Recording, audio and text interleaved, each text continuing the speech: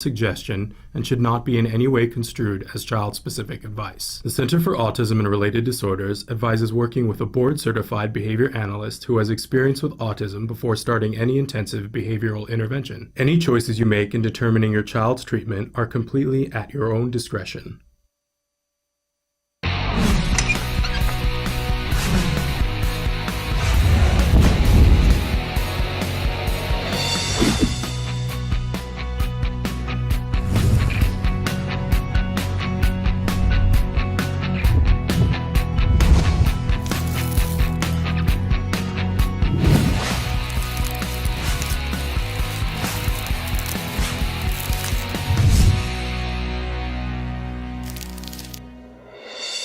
Good morning and welcome to Autism Live. I'm Shannon Penrod. We're coming to you from the Warner Center in Woodland Hills, California. This is the home for Autism Live. It is also the home for the Center for Autism and Related Disorders. Thrilled to be with you on this wonderful Monday morning. Got a big show planned for you. We want to remind you that we are going to be here talking with you and that we hope for you to interact with us. In fact, Traven's going to start to show you some of the different ways that you can connect. I want to remind you that our homepage is autism-live.com. When you go there, there's so much to do there.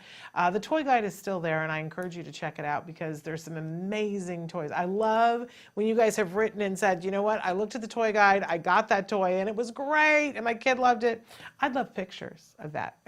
If you got a toy now or over the holidays for somebody and it was great, send us a picture. I'd love to see that. That would make my day.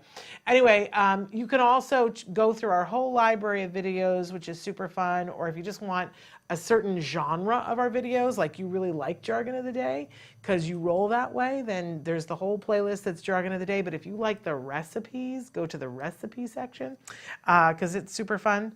Traven, I'm just thinking, off the cuff here too, we have not shown the January recipes that we did a couple of years ago. We might have to hunt those up. I just the other day was making the meatloaf that we made from our January recipes, and it's a great recipe because you sneak all these carrots and broccoli into the meatloaf and it's yum-malicious. Okay, so anyway, back to this. You can also chat with us directly from the homepage by going to the little chat button at the bottom of our homepage. Click that and it opens up. You can be typing, you hit enter, it shows up here on my screen. It's free, it's anonymous, right? When you're writing to us on Facebook and YouTube, people can see what you wrote. If you want to be anonymous, you don't want people to know it was you who said it, you can do that over at our homepage, autism-live.com. I do like to start on Thursdays to remind you that we have lots of experts who are on the show. I've got a couple of great ones for you today, but remember, I'm not one of them. My credentials to be here, I'm a very proud mother of an individual who was diagnosed with autism at the age of 2.5. And here's the other thing, I have a lot of karmic debt I need to pay forward. So I care deeply. I'm a former teacher too. I think that sort of qualifies me. I care deeply about what you're going through. And by you, I mean the larger autism community, of course. That's individuals who are on the spectrum. Of course, it's everyone who loves them and cares about them and wants them to be able to do the things that are meaningful for them in their lives. So I want to help all of you to get to the things that are important to you. It's not one size fits all because it can't be. Our community isn't one size fits all. So write to us, tell us what you need, but don't, I'm fond of saying now we just the other day crested the 14-year anniversary of my son being diagnosed with autism, and it's been over a decade that I've been hosting a show in one way or the other about autism and interviewing experts. So, look, do I have an informed opinion? I think so. But it is an opinion. It's not an expertise. So if you want to know my opinion about something, write in and specifically say, Shannon, I want to know what you think or say about this. I'm always happy to share that. But otherwise, we're going to let the experts field it, right? And if there's something you need expert information about, write to me and I'll hunt down an expert in that thing. How's that? Okay, we do like to start Mondays with something we fondly refer to as the jargon of the day. This is when we take on one word, one phrase, one acronym. We try to figure out what in the hey nani are the experts talking about. What does this have to do with me? Do I really have to learn this term? Because I'm here with the learning things, right? Yes, if it helps us to save time, money, and make more progress, then we want to learn it, right? So this this term today, reinforcer, is at the crux of all of that. Now, when we do jargon of the day, first we give you the actual definition, and because I enjoy making fun of it, let's be honest. And then we give you a working definition, hopefully so that you can begin to understand how this might work in your life, right? And if you don't get it the first time, don't sweat it, because we go back over these terms. And sometimes I think it takes, you have to hear it and then experience it and then hear it again, and you go, oh, I know what that looks like, and I know why that's important, right? So give yourself a little bit of a break if you don't get it right off the bat. So today, reinforcer. This is one of those good old words where we all go, well, I know what a reinforcer is. It's something that enforces something, right? But how does this pertain to autism, and particularly to ABA? So let's take a look at this great definition that we have. Here's the actual definition. A stimulus/event delivered contingent on the exhibition of a behavior, which increases the probability of that behavior continuing to occur or occurring more often in the future. For example, if the child enjoys being tickled, tickles may be used as a potential reinforcer for correct responding or appropriate behavior. Thank goodness for the example, because otherwise we'd be like whistling in the wind in a field somewhere going, huh? What? Well, I love how complicated experts like to make things be. Contingent on the exhibition of a behavior which increases the probability of that behavior continuing to occur or occurring more often in the future. What? Right? Okay, but let's move on. You kind of get it though from the example, right? It begins to make a certain amount of sense, but notice that they qualify and say it's a potential reinforcer. Let's move on to our working definition so that we can get into whys and wherefores here. So a reinforcer is something that acts as a reward for your child, or for you, for any individual, and motivates him or her or you to continue engaging in a particular behavior, good or bad. Okay, so basically the reinforcer is the paycheck. It's the thing that makes you, it's big enough that it makes you want to continue doing a behavior, good or bad. When you're smoking, you get some sort of a paycheck, right? For some people, it's the sting of the inhale. For other people, it's the social interaction, right? But there is a paycheck, and so you continue to smoke. And then it becomes an addiction, but that's different. So look, if we want to make sure that a behavior continues to happen, then we want to give it a reinforcer that is meaningful. And sometimes, think about yourself. Sometimes you're willing to do something because let's use the example of chocolate cake. You want a piece of chocolate cake. Somebody says, do this, you get the piece of chocolate cake, so you do it. But then sometimes you're like, I've had chocolate cake. I don't want chocolate cake, and it's not enough for me to do it, right? Because we change our mind. So a reinforcer is only a reinforcer if it does make the behavior happen, or happen more often, or it's more likely to happen, right? Okay, so that means we need to give preference assessments, which when we're asking somebody to do something, ask them what would make it worthwhile. And then you got to try it to see if that's actually really reinforcing. And remember that all of the bad behavior that we do, and I say bad because we all engage in behavior that's not useful or helpful, right? We all do. But all of it is being reinforced in some way. And if you really want to figure out how to change that behavior, figure out what the reinforcement is. Okay, they're telling me I got to hurry this along because we got big guests. So moving on, we always have a question of the day for you. And our question today, I absolutely love. We're not in February yet, but it's never too early to talk about this subject. What is your definition of love? The big love, what is it? This is like an icebreaker for me if I'm talking to people at a party and it's not a business party. Like, I think this is a great question to ask people. What's your definition of love? One of my friends from college, she said that her mom taught her that the definition of love is when you're willing to do whatever to be with that person. As in, if that person is shoveling poo for the day, that you're like, I don't like to shovel poo, but I'm going to go shovel poo because I'm going to do it with you. That was the definition of love. I walked around with that for years, and then I realized that's not for me, that's not the definition of love.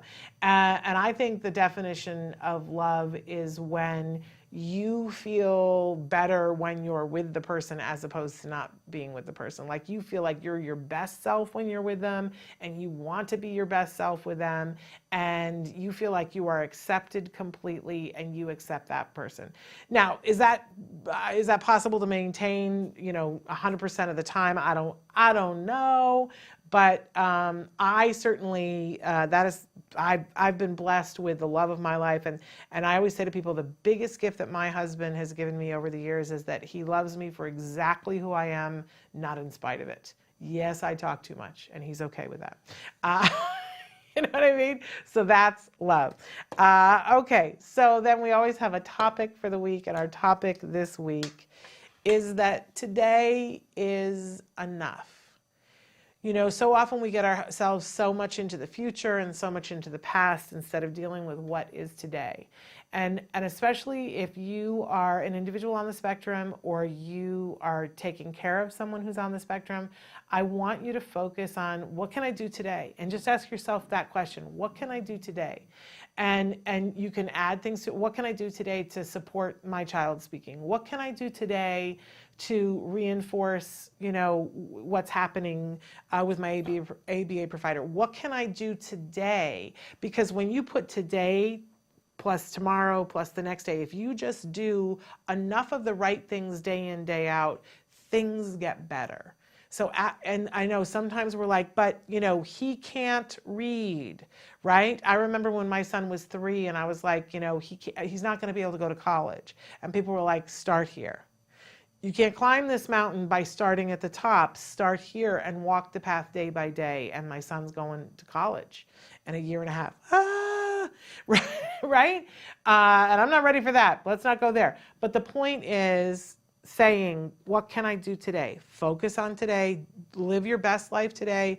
Do what you got to do today. What action can I take today to set myself up for success? What action today can I set my child up for success? What action today can set up my team for success? And do that today, and then do that tomorrow, and then do that the day after, and it will add up to where you want to go. I'm telling you, it works. All right, we got a big show for you. We got Bonnie Yates, special education attorney, coming up in just a minute. She's going to answer a question about IEPs, and then she's got some really good resources for us. Then a little bit later, we have Paul Worthington, and he is going to be with us from Lindamood Bell.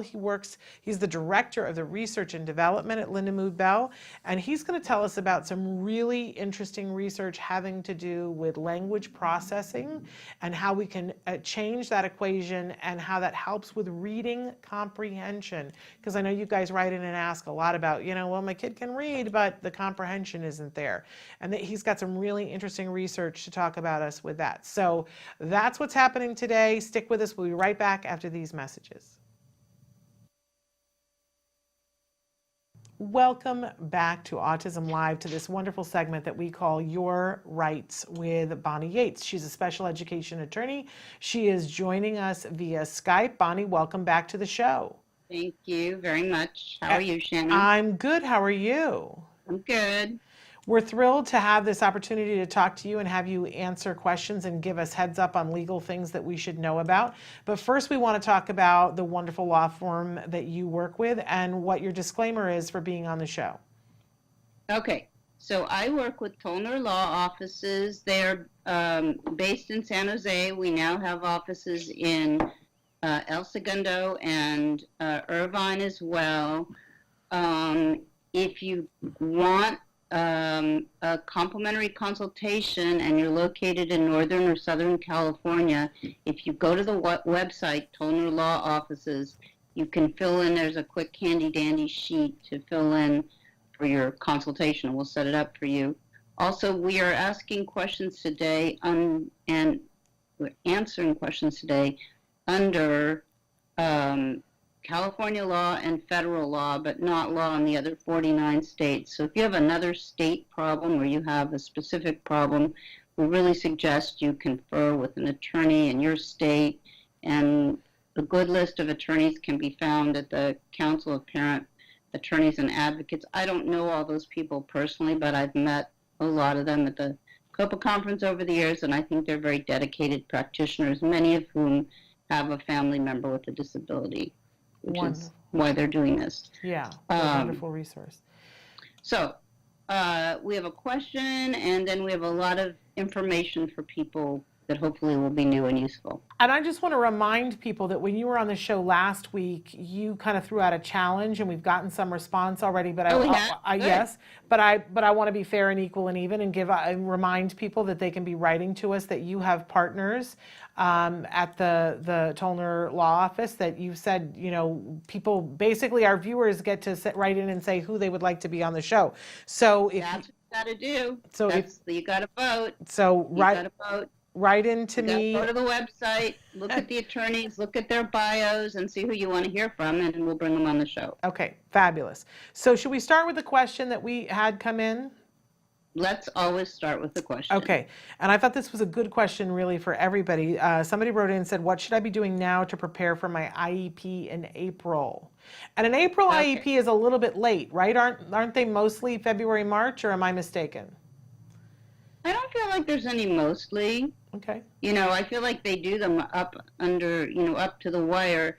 The problem would be if you need a follow-up IEP and you're starting so late, it's going to be hard to schedule. If you have a stay put that you want to perpetuate, you are better off having your IEP earlier in case you have to file for due process. The administrators won't be as completely fried as they will be by the time they do the inordinate number of IEPs that they do, which I don't understand how another human being can do 80 or 125 IEP meetings in a year, but they do it. So I think early gives you more time to react. It gives you more time to ask for an outside evaluation at district expense. There's a lot of reasons. Okay. So this listener asks how to prepare for her IEP, but she doesn't tell me, is it annual? Is it a triennial? What's the student's eligibility? What are the placement issues? Are there new assessments? Are there specific things you want to discuss with the team? So I'm going to bounce it back to you and ask you, can you please send us a more specific question about what you'd like to get accomplished at your IEP, and a little more information about the background stuff that I just asked you about, and then we can try to answer it on the show the next time. Can we just briefly, though, address, because you brought up this interesting thing, what the difference is between an annual and a triannual IEP for people who don't know? Yes. So an annual, the district's legally obligated to meet with you annually to revisit and update your IEP. And then every 3 years, they're supposed to do a full reevaluation, so all new assessments, and look at things really holistically and comprehensively. So if you're having an annual, you might have new assessments, but you wouldn't necessarily have had new assessments. If you're having a tri, actually they changed the law, and you can waive your triennial evaluations, but I don't recommend people do that. I think it's a bad idea. Because if you waive your tri, then when you want to get an IEE, there's no evaluation to disagree with. Yeah. Yeah, So, it doesn't set you up for success, let's be honest about that. yes, it's not a good idea. Okay. So You just had a visitor walk past you, Bonnie. that's my lovely son, Well, who is home from college and we're waving moving to the him. next phase of his life. We're waving to him. So- It was like, wow, there was like a person who just walked behind. Okay, I just didn't want to leave it unsaid. So Okay. you had some. I was just going to let him be kind of a phantom on the screen. Wonderful. I was way too curious. Curious minds want to know. Okay. So anyway, there were some things that you also wanted to talk about. What's on your Yeah. topic today? Lots of things that I want to talk about. I'm doing shameless plugs for other people, but I'm doing it because I think the stuff they do is so good, and I think it'll be useful to you guys. And I've vetted these people myself over and over and over again, so it's not like I'm just giving you some names. So I had a really exciting meeting with a child advocate who is herself the parent of a child with a disability, and she's been taking on areas that I can't take on because they're not cost effective for me to do so as a lawyer. And the important one is in-home supported services, aka IHSS. So if you have a child at home with a disability and you provide full-time care for that child, if the degree of disability merits it, you can be paid for all the work you are doing for free for your child, which is significant because it may allow you to stay out of the workforce and stay at home and do the things that you can do for your child that you do better than anybody else. You couldn't pay for the kind of job that parents do for free. So this lady's name is Melissa Schomburg Lander, and she gets IHSS for people, and she told me that the maximum amount is $5,000 a month, tax-free, irrespective of other income.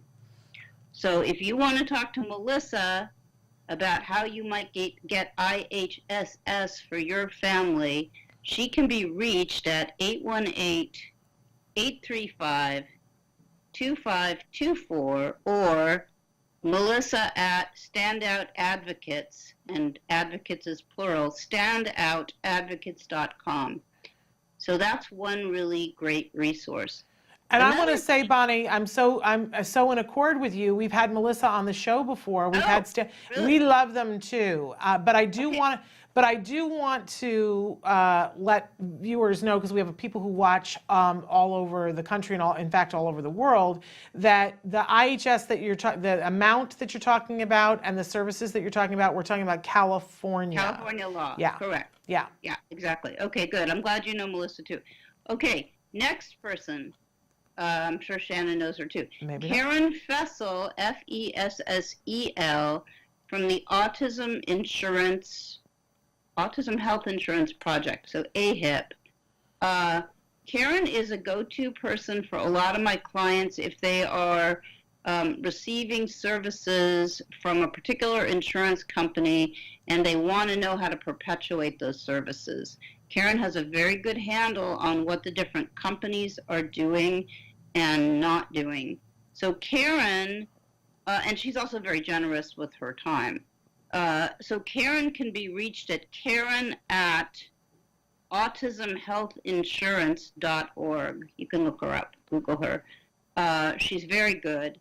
And then if you have an actual appeal that you need to make of an insurance company decision, I'm recommending that you talk to attorney Randy Curry, Curry. He can be reached at 949-258-4381 or Dr. Curry, Curry, at currylawyers.com. And if your request for insurance is denied or the amount you're given is too low, he has over 30 years experience dealing with insurance companies, bad faith failure to pay under a policy of insurance, and he really loves the work, and he's done a lot of work with CARD, including with Doreen Grandpichet, and in fact the way he met Doreen was at my son Nick's case against Blue Shield. The insurance company took Doreen's deposition, and Randy defended her deposition. So anyway, those are some resources for you that I wanted to mention. Another is SERR. If you put in SERR, Special Education Rights and Responsibilities, into your computer, if you're in California, you can pull up a really good publication that's written for lay people, but it's written in a very intelligent way, and I use it, and I just think it's something that you can have on your computer, and it answers a lot of the questions that you have and that we deal with on the show. So that's Special Education Rights and Responsibilities. So then some other things that have come up. What is the difference between a non-public and a private school in California? Now, under the IDEA, the states have the ability to pay for a private school placement for a student if they want to. And the rules about how they contract with the private school is left up to the individual state. So in California, if you have a placement that's private and you want it written into your IEP, the district can do that, but then what's going to happen is they're either going to have to assist the private school in obtaining non-public school certification, or they're going to have to give the school a temporary waiver of certification so that they can make the private school into a non-public school. Non-public schools have an application process through the California Department of Education where they have to provide certain assurances and fingerprint their staff and TB clear their staff and make sure that they meet minimum state standards for certification, and then they become a non-public school rather than a private school. The reason that's significant in California is if you are non-public, all the rules about discipline, expulsion, and other things apply to you just as if you were in a regular public school, whereas if you're in a purely private school, that's not true. More and more of our families, though, are turning to private schools because the non-public schools are few in number, and they are limited in terms of what they can offer because the districts pay them so little. The districts pay like $125 a day to a non-public school, and that's just not enough money to get the kind of training and qualified staff that you need to work with a person with autism. So that's just a little bit on public and private, non-public and private schools and how they differ. And then we keep hearing about other health impairment on the show and in life, and other health impairment, I've told you, is not an automatic IDEA eligible disability. You have to show, for example, that your ADHD or your asthma or your migraines or whatever the issue is something which causes limited strength, vitality, or alertness, including a heightened alertness to environmental stimuli that results in limited alertness with respect to the educational environment, that is due to a chronic or acute health problem such as asthma, attention deficit, diabetes, epilepsy, a heart condition, hemophilia, lead poisoning, leukemia, nephritis, rheumatic fever, sickle cell anemia, Tourette syndrome, and adversely affects a child's educational performance. So that's section 300.8C9 of the federal regulations, so 34 CFR 300.8. I can send this all to you, Shannon, after the show if you want to put it up. But basically, you've got to show all those things to get eligibility under other health impairment. And that's come up a lot, so I wanted to mention it. Spectacular. And then I was thinking, I don't know how much more time we have. 4 more minutes. 4 more minutes. Oh, well, that's good. You know, I was thinking that we should do some reading of the law to give people, sorry about that, give people a sense of what it's like to read the cases and the regulations and figure out what they mean. So I had something I wanted to read you about all of that, but first I wanted to say another issue that's been coming up is who's the responsible district for child find and services if, let's say, a child is removed from public school and put in a private school? And the answer is that really depends, and we can talk about it some more, but I'm going to throw out a few examples. So under 34 CFR 300.131, if you live in one place and your child is going to private school in another, so let's say you live in Los Angeles, but your child is going to a private school in Burbank, question comes up when it's time for an assessment, who is the responsible district to do that assessment? And the answer is you can ask either your home district or the district where your child goes to private school to provide that evaluation. The district of residence is responsible, though, for providing FAPE, not the district where the child is in the private school. But the private school, if it does an evaluation instead of the home district, can be responsible for funding an IEE.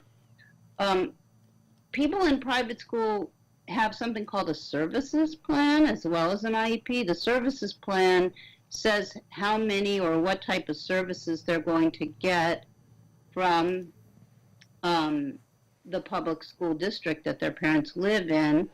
And the answer to the question is a service plan along with an IEP needs to be updated annually. So just because you're in private school doesn't mean you don't have an IEP.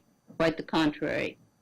Homeschool requirements, because I know some of the families that listen to the show are doing homeschool. The federal requirements are at 34 CFR 300.130 through 44, and the lead educational agency for evaluation and reevaluation for homeschooled students is the district of residence. So that's some stuff about private school students. That becomes a thorny issue in certain circumstances, particularly with homeless children or foster kids that don't have a stable residence. So with that said, Shannon, if you don't have questions, I was going to proceed to read some of the law that we all deal with every day, unless we're out of time. We've got a little more than a minute. Do you want to take a minute to read something? No, I'll save it for next week. Okay. I think that's better. I agree with you. I'm all in support. It'll be more meaningful if it's not. Let's take that minute then to talk again about the Tollner. Is it Tollner and Associates? I'm never sure about this. No, it's Tollner Law Offices, and you can reach us on the website. And if you want to reach out to me, you can reach me at 310-245-1968. I'd love to hear from you. Okay, and that's it. And to just be specific, though, you're in the Southern California realm, and so if people are needing help in Southern California, they would be calling you directly. If they need help in Northern California, they can call directly to the law firm, correct? They can call me. They can call up north. It's up to them. There's some very fine lawyers in the San Jose office, and you're going to be meeting them soon. All right. Very excited about that. Thank you so much for taking the time to be with us, Bonnie. Okay. Take care. Thank you, Shannon. Bye-bye. You too. Bye. Bye-bye. All right, we are going to take a break, and then we are going to come back with Paul Worthington. He is the Director of Research and Development for the Linda Mood Bell Learning Processes. So stick with us. We'll be right back. Welcome back to Autism Live. We're very excited right now because joining us via Skype is Paul Worthington. He is the Director of Research and Development for the Linda Mood Bell Learning Processes. This is a wonderful company. We've actually done an interview before about Linda Mood Bell, but it's been a while. And just the other day on the show, we had two brothers, the Cox brothers, who were on here talking about the amazing things that they're doing in their lives. And we asked them, like, what do you attribute your success? And one of the things that they mentioned was Linda Mood Bell. I love when I go to a conference and whenever there's Linda Mood Bell is there, because my favorite thing on the planet, and I'm holding it up here, Paul, you guys give away these wonderful Post-it note, little notebooks. I never go anywhere without my Linda Mood Bell Post-it notes. So, just a side thing. There you go. If you need more of them, just let me know. Oh, you could, like, that's a wonderful gift for me whenever, like, I love them. They're truly wonderful. So Paul, welcome. I don't know that I thought about it before. I didn't realize that there was a research and development portion of Linda Mood Bell, which just makes us like you even more. I think a lot of people just think of it as an educational support that helps their children to learn more and get more out of the education that they get. But the fact that you have research and development is very exciting. Tell us just briefly about, for people who don't know about Linda Mood Bell Learning Processes and your research and development department. Sure. We developed the R&D department. Now it's been, I'm guessing, close to 25 years ago. The reason being twofold. One, the major issue is, while we've experienced a great deal of success in addressing the needs of kids who have language processing deficits, there's still so much we don't know. And so that was really kind of the impetus behind conducting additional research, because there's always room for improvement in our programs and processes that we've developed and engaged in over the last 30 plus years. The second reason is that from an internal standpoint, we really wanted to take a look at monitoring the fidelity and the ongoing development of programs within our organization. You know, we're now up to over 100 centers around the country, internationally, in both the Atlantic and the Pacific, Australia, England, soon to be Dubai of all places. If we have the research capacity that would allow us to monitor whether or not we're actually improving on the processes, that's an important consideration. So internally, I do research on the work that we do across the corporation within the various sectors, and the work that we do with schools, and the work that we do in our Lindenwood Bell Academy, which is basically our internal schooling operation. If we're working internationally, for example, in Honduras, we're doing some work down there. What's that look like as compared to what we do in our centers? We're working in schools. And so that was the second reason. Back to the first reason, which was that forced us to engage in collaborations with research universities, especially now that the neuroscience of being able to understand what's physiologically going on in the human brain. That technology is so robust, that gave us a new way to validate whether or not we're actually increasing those areas, the functionality of those areas in the brain that are predictably related to good language processing and cognitive skills. Well, and just to clarify, Lindenwood Bell learning process, do you guys say it processes or processes? Processes, yeah. Processes. Either's fine. Okay. So, but this is not something that is just for individuals on the autism spectrum, but you guys have an entire division that specializes in folks on the autism spectrum. Is that correct? It's not a division specifically. It is within a division on our Learning Center operations, but it crosses over. I mean, we wind up in our school contracts where we're training teachers out in public education, for example.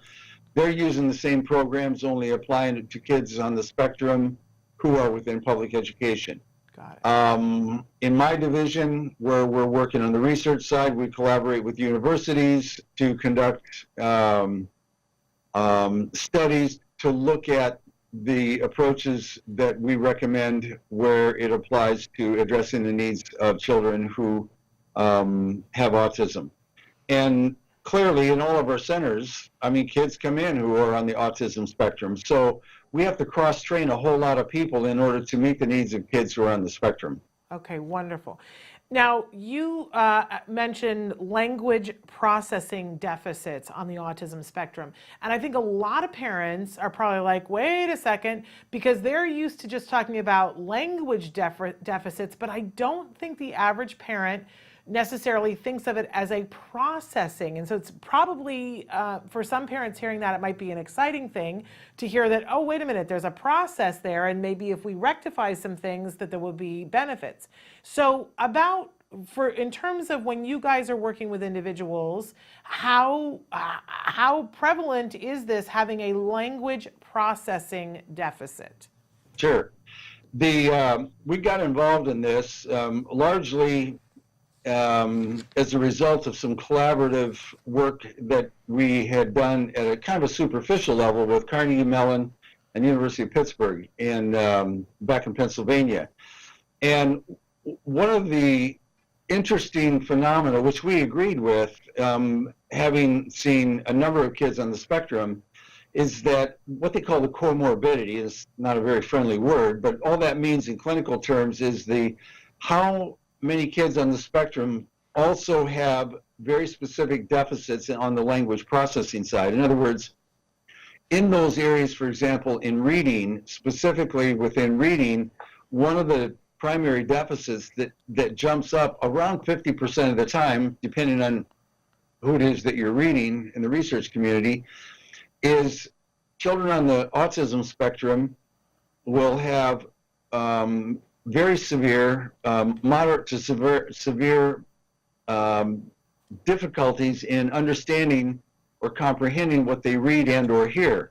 And that's kind of counterintuitive because so frequently kids on the spectrum, you can take a 5th grade child and give him a college textbook and he can decode the print on the page, but he can't get anywhere near understanding what it is that he reads. And so we have a program that specifically addresses language comprehension, and that awareness ultimately led to a collaboration with the University of Alabama in Birmingham with Rajesh Khanna and his colleagues as part of a federal grant to take a look at the specific interventions that we had developed to address language comprehension, only specifically do a controlled randomized experiment in working with kids on the spectrum to see not only could we improve their language comprehension from a reading behavioral standpoint, but what happens when you do pre and post analysis looking at the functional connectivity or those areas of the brain that are classically associated with being able to comprehend what you read. And so that led to about 3 or 4 years of detailed work seeing what kind of effect we could have in or working with children who in fact did have these diagnosed difficulties. Wonderful. And so you brought up the magic word that so many autism parents want more information about, comprehension, and some of the different things that you guys are doing to build comprehension. What I'm curious, because you work in the research end of things, what do you see happening? What is research showing you happens in the brain that then changes the equation? Does that make sense, my question? Yeah, no, it's a good question. Indeed, it was a bit of a revelation because we've always thought, traditionally, I should say, both in the neuroscience community as well as in the educational communities, we've always thought, well, there must be an area of the brain that's somehow not functioning the way that it should. And the counterintuitive part of it for kids on the spectrum or individuals who have autism was that they're so frequently extensively gifted in some areas.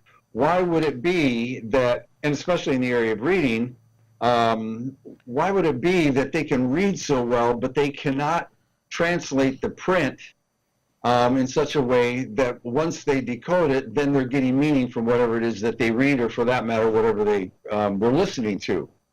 Well, one of the findings from this study was, and it was a hypothesis when we went into this study, was that there was a idea that was developed again in Pennsylvania that what they saw in the neurological image of children on the spectrum was that those areas that are involved in cognition or thinking, or specifically where language is concerned, comprehension, what they saw was that there wasn't the connectivity and the white matter in the brain, those areas of the brain that allow for the axons, the dendrites, and so forth, that communicate from one area to the other, were not showing up as efficacious or as fluent as it would in, let's say, normal subjects who have normal comprehension.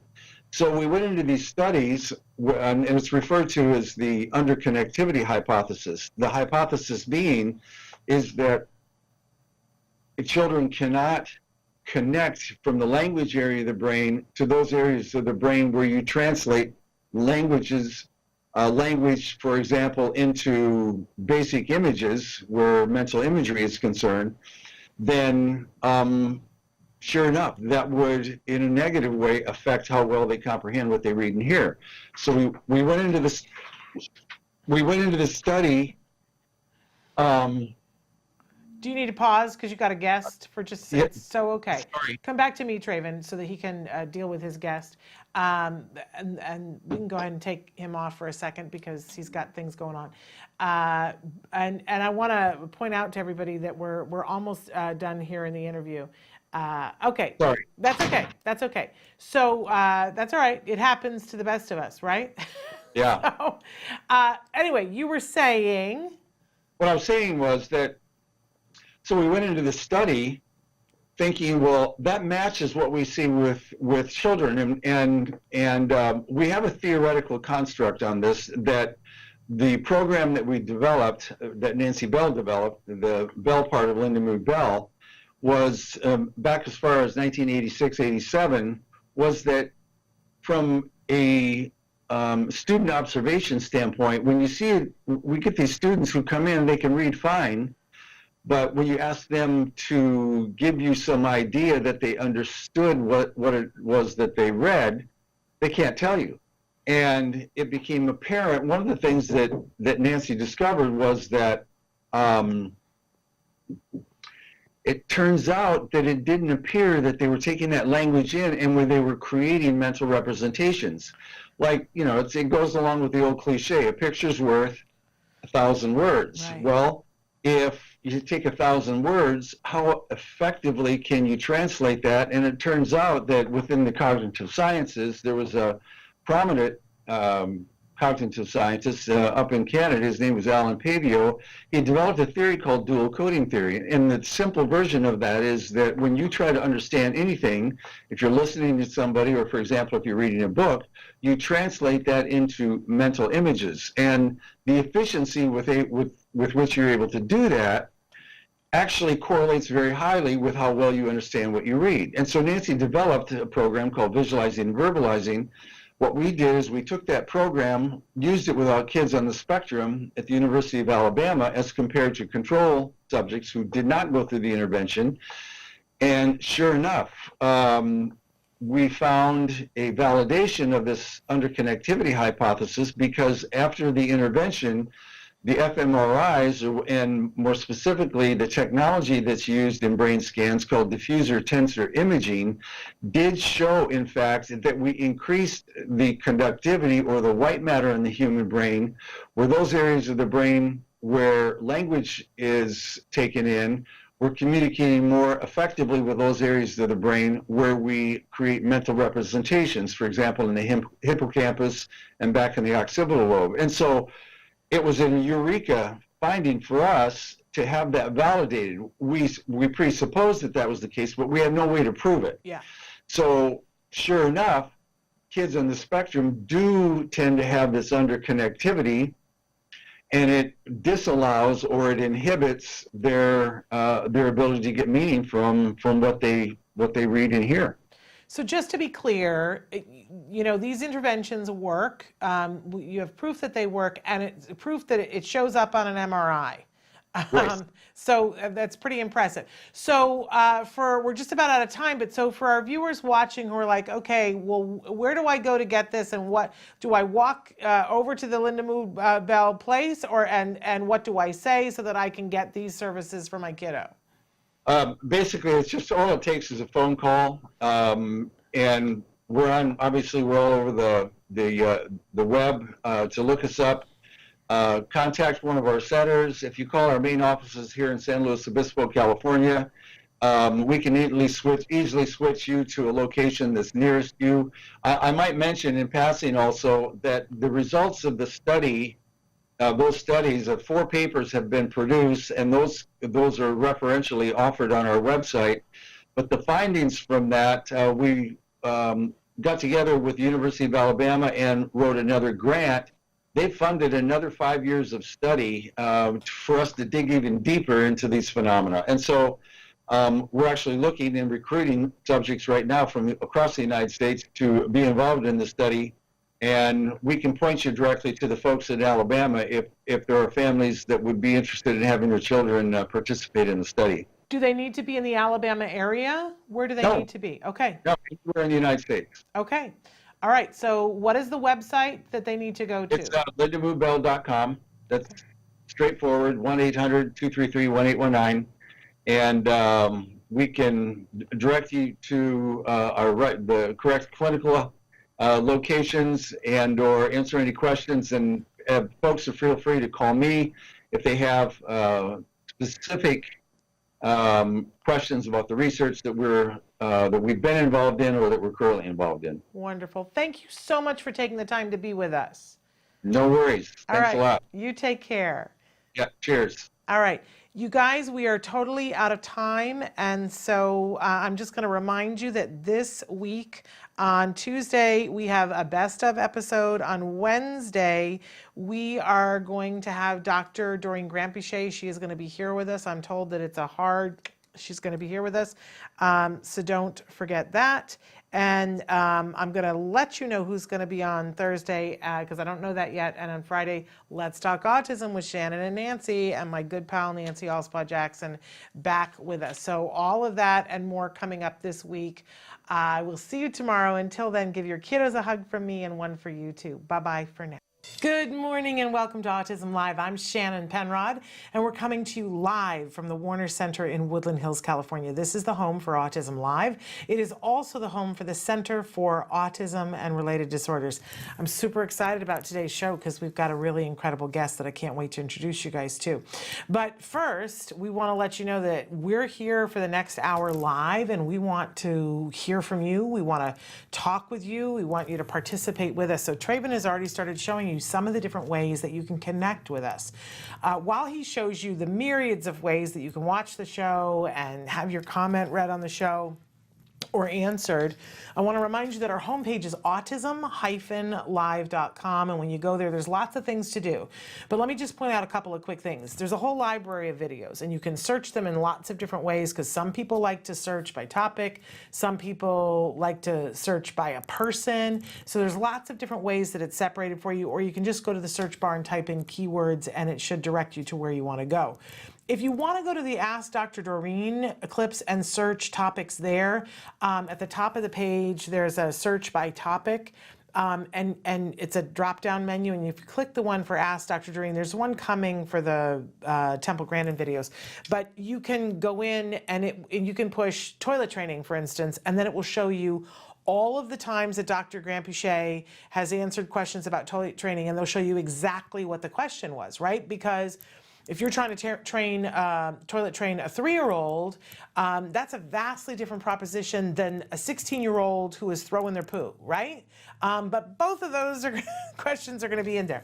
So feel free to look at those as well. And by the way, there's a chat button at the bottom of the page. It's a little red button. If you click at chat, and it opens up a box, and you can type and hit enter, and that shows up on my screen, and you and I can have a conversation. But better than that, you can have a conversation with our guests. Our guest today is somebody that I think you're going to want to talk to. So that's all free. It's all anonymous. You can also be writing in on Facebook and YouTube and Periscope. And I'm forgetting something. Twitter. And you can write me at s.penrod@autism-live.com. Whatever way works best for you. And hey, if none of those ways are really your particular MO of how you want to comment, please write and let us know. We're trying to be on more screens. You guys wrote to us and said, we want, why aren't you on iHeartRadio? And we were like, well, I don't know. Why aren't we on iHeartRadio? And now we are. So there we go. And by the way, when you watch us on iTunes, you can listen to us too. You have a choice when you download if you want to do the audio or do the full picture. You can, because you can take us in the car, you can take us on a walk. We try to be a friendly show, and when we put things on the screen, let you know as much as we can what the things are on the screen. Obviously, we can't do that with everything, but we try. So anyway, thrilled to be here this morning. You know, on Thursdays, I like to remind you that we have lots of experts that are on the show. I'm not one of them. Let's be abundantly clear. I'm not an expert in autism. I'm not even an expert in my very own kid. But I do have a kiddo who was diagnosed with autism at the age of 2.5, and he is fantabulous. He's the most amazing person on the face of the planet. I will tell you that when he was diagnosed with autism, we were told it's a lifelong disability was the word that was said to me. And I think that for some people that may be very true. Because my son got really good services, I still, my son's brain works differently than my brain. His brain works better. Let's be 100% clear, right? But I look at my son and I there's no way that I can see a disability anymore. I don't. There certainly was a time when I saw that there were things that he wanted to do that he could not do, and things that he was frustrated with. Why isn't this working out for me? Because he didn't know that there was something that he wasn't able to do, right? He totally was missing the cue for it. And through good therapy, I will say, through the Center for Autism and Related Disorders, he doesn't have any of that anymore. He knows, if he doesn't know how to do something, he knows how to go look it up and find it and practice it to get better at it. Like you do, right? He doesn't have a disability. There's no way you could convince me of that. But it was a lot of work. Let's be honest, it was a lot of work. We got a lot of help and support. The Center for Autism and Related Disorders, I always say they saved our lives. They saved his life, because before them, all he wanted to do was run out into traffic. And now all he wants to do is build things and print things on his 3D printer and design things on his 3D printer and write scripts and shoot movies and be with his friends and a lot, right? So there we have it. Okay.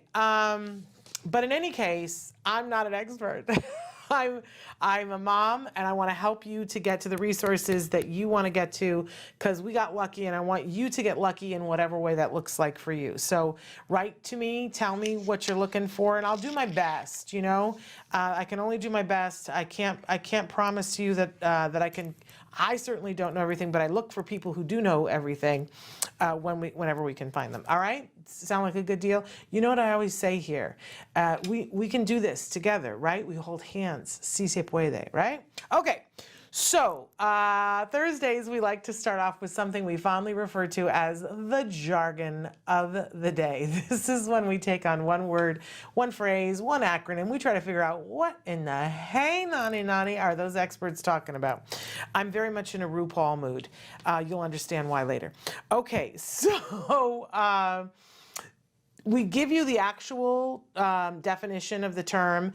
Sometimes I like to make fun of it when appropriate, which is most of the time. And then we give you a working definition, which is meant to help you to sort of find your entree into understanding. Don't, get all upset if you don't get it the first time. I don't think any of us get it the first time, but that's why we cycle back through some of these terms. One of our staff said to me today, "Are you sure you want to do FAPE? You just did it last July." And I was like, "Oh yeah. If it's been since last July, we need to do it again." So there it is. There's our term for the day, FAPE, F-A-P-E, FAPE. What is it? Let's take a look at our actual definition. FAPE stands for Free Appropriate Public Education. It's a term frequently referred to in IEPs. It's the thing you're entitled to. So let's take a look at there's not much to be made fun of there, right? Because this is serious business, and we just stepped into IEP season. And it's a little bit like sometimes stepping into something that's not good on your shoe, right? But it doesn't have to be that way if we understand what the rules are. So let's take a look at what our working definition for FAPE is. It's what your child is legally entitled to in the United States. So again, it's free, appropriate public education. So IDEA, the Individuals with Disabilities Education Act, says that every single person, every single child in the United States is entitled to a free, appropriate public education. Okay, so when you go in with your child, if they could be a child who has cerebral palsy, they could be a child who's blind, they could be a child who has a hearing loss, it could be a child with autism, right? And they are coming in and we've identified them as someone who has a designated, what they call disability, right? Sometimes I even struggle with that, right? But that's what they call it. They come in and they're identified as being eligible for special education. And when you are eligible for special education, it means that you have the right to be assessed for an IEP. More and more we're hearing from people who say, "Oh, they said that we don't need an IEP." We'll have Bonnie on Monday talking about this kind of thing. More often than not, you do qualify for an IEP. You just have to demonstrate that the child needs some educational support. Now, if the person has whip smart IQ and they're getting straight A's across the board and they have no problem turning in their work, sometimes it makes for a difficult case to say this child needs an education plan. But the truth is that child may very well need an education plan, because if they are not good, if they have an autism diagnosis and their problem is being able to talk to peers and collaborate with peers and have it go successfully, then they still need educational support. And a lot of times school will argue, oh, that's a 504. Well, you know, if you feel like that's okay, fine. But otherwise, let's fight for the IEP, because the IEP provides services. 504 provides accommodations, and really the IEP provides both, right? But here's the problem. You get into the meeting and at some point, the school is going to offer you their version of FAPE. They have to. That's what an IEP is. They offer you, here's what we think FAPE is for your child, because it has to be a free, appropriate public education. Notice that appropriate is really the word here, because we all understand what free means, right? Public means you're not going to pay for it. And education, all right, look, that could be a little dicey too, but it's the appropriate that is where we're really going to argue. And this is hard for autism parents because, look, you know, we all want what's best for our child. Of course. Like, that's not even a question, right? You want what's best for your child. But when you go into an IEP, if you start arguing best, they know that you're not up on what's happening here, because you don't get to say my child deserves what's best and so you're going to give it to us, because the law doesn't support that. The law says they need to give your child what's appropriate. So that's going to be the word that we're going to argue over how we define that. Now, the first IEP that I had to go to as a parent of an individual on the spectrum, I went dictionary shopping until I found the one that defined appropriate as being effective. And I went in with that blown up on a card and said appropriate, and it, you know, had the whole thing so it looked like it was fresh from the dictionary, and I had the quote, you know, so they could see where I got it. And I said, you know, appropriate equals effective. So show me what you're going to do that's going to be effective for teaching my child. And that's where we were off to the races, right? And then they sued me. That's a whole other Oprah we're not going to get into today.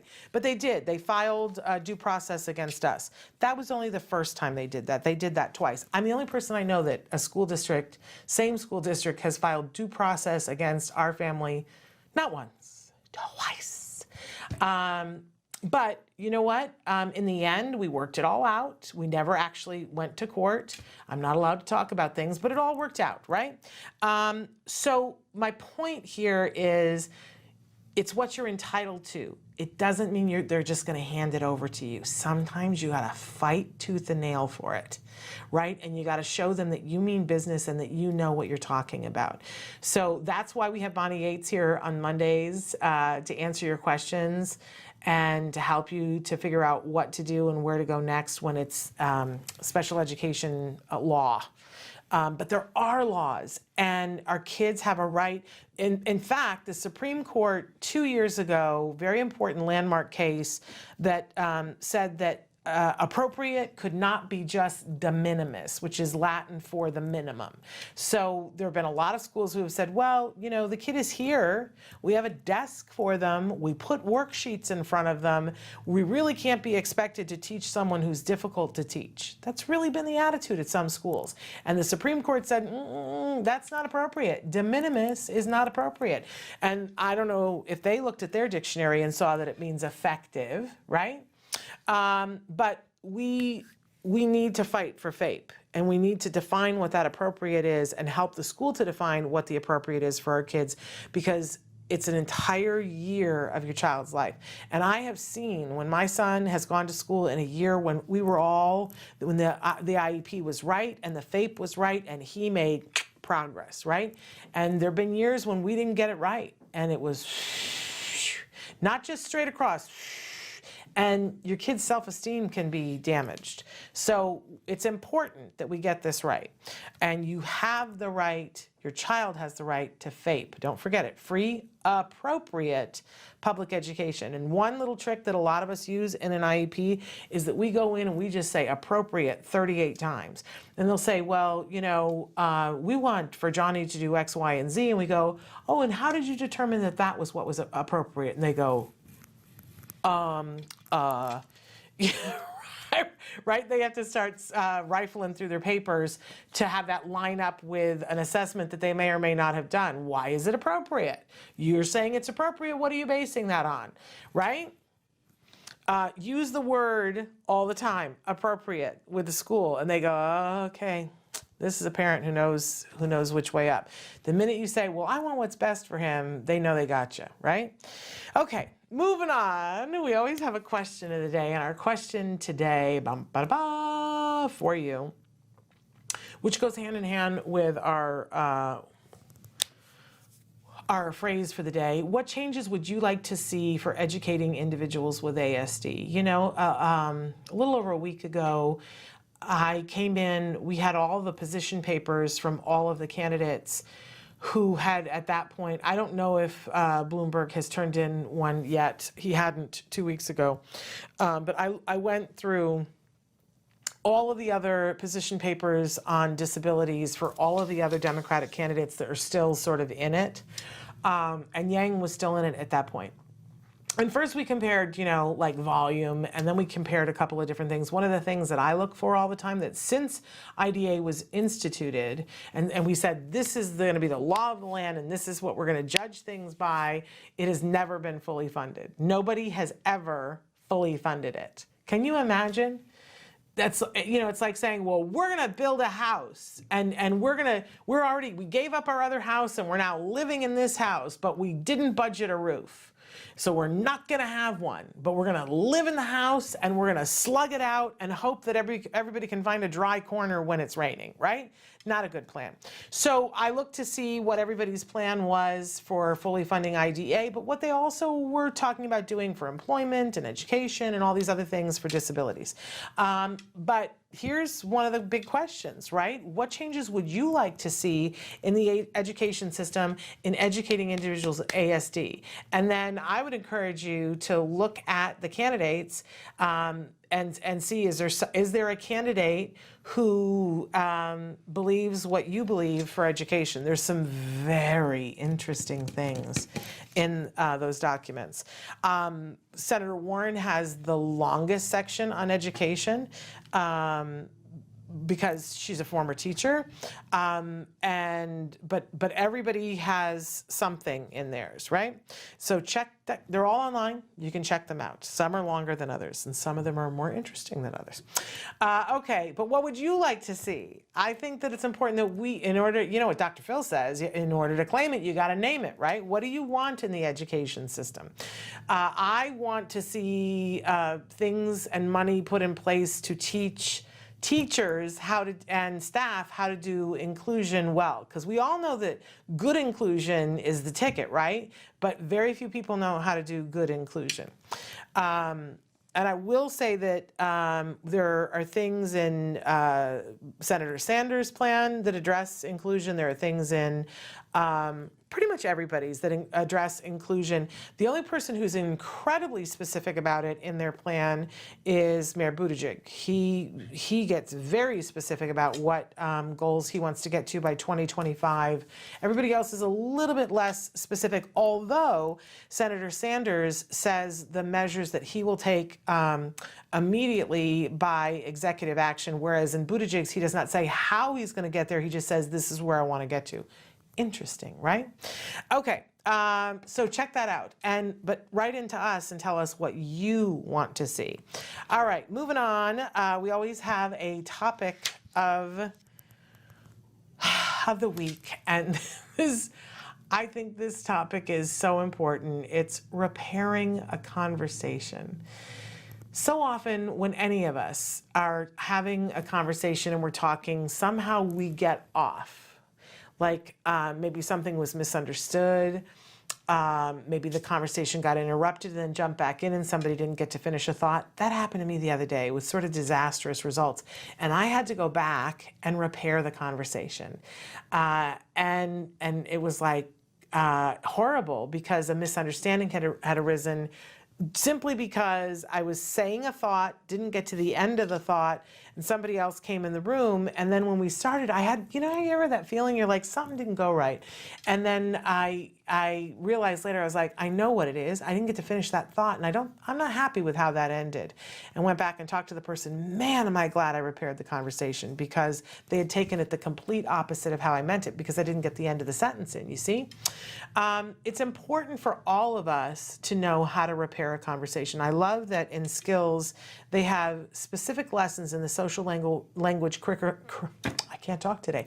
In the social language curriculum, it's kind of a mouthful, about conversation, starting a conversation, maintaining a conversation, repairing a conversation, and ending a conversation. And they're kind of brilliant.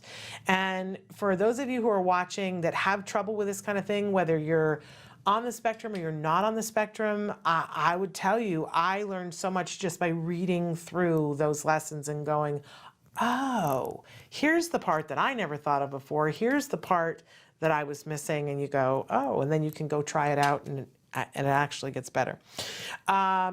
Because repairing a conversation is a pretty important skill to have. All right. So we've got a great show for you today. I'm very excited because if you are not watching the new hit show, Everything Is Going to Be Okay, you're missing it. This is on Freeform, so you're going to have to go to your TV guide to see what channel that is on your cable channel or on your satellite dish. But I had never been on this channel before, and now I'm going to check out the other things on the channel, but this show is what got me to that channel. This is an important show, and I'm going to say that, it's possible that maybe it's very cutting edge, and it might be too cutting edge for some people, although I would be bummed for you if it was too cutting edge for you, because it's hilarious, it's thoughtful, it's thought-provoking, it's so well written, tender, and features a cast of characters. One person who is very, more than one person, several people on the show are very specifically identified as being on the autism spectrum. And some of those actors, I believe actually maybe all of them, we'll check, are actually on the autism spectrum. We have one of those actors here with us today. Lillian Carrier is going to be here, and she's brought a very special, I would say, friend. And you'll see when we come back, you're not going to want to miss this.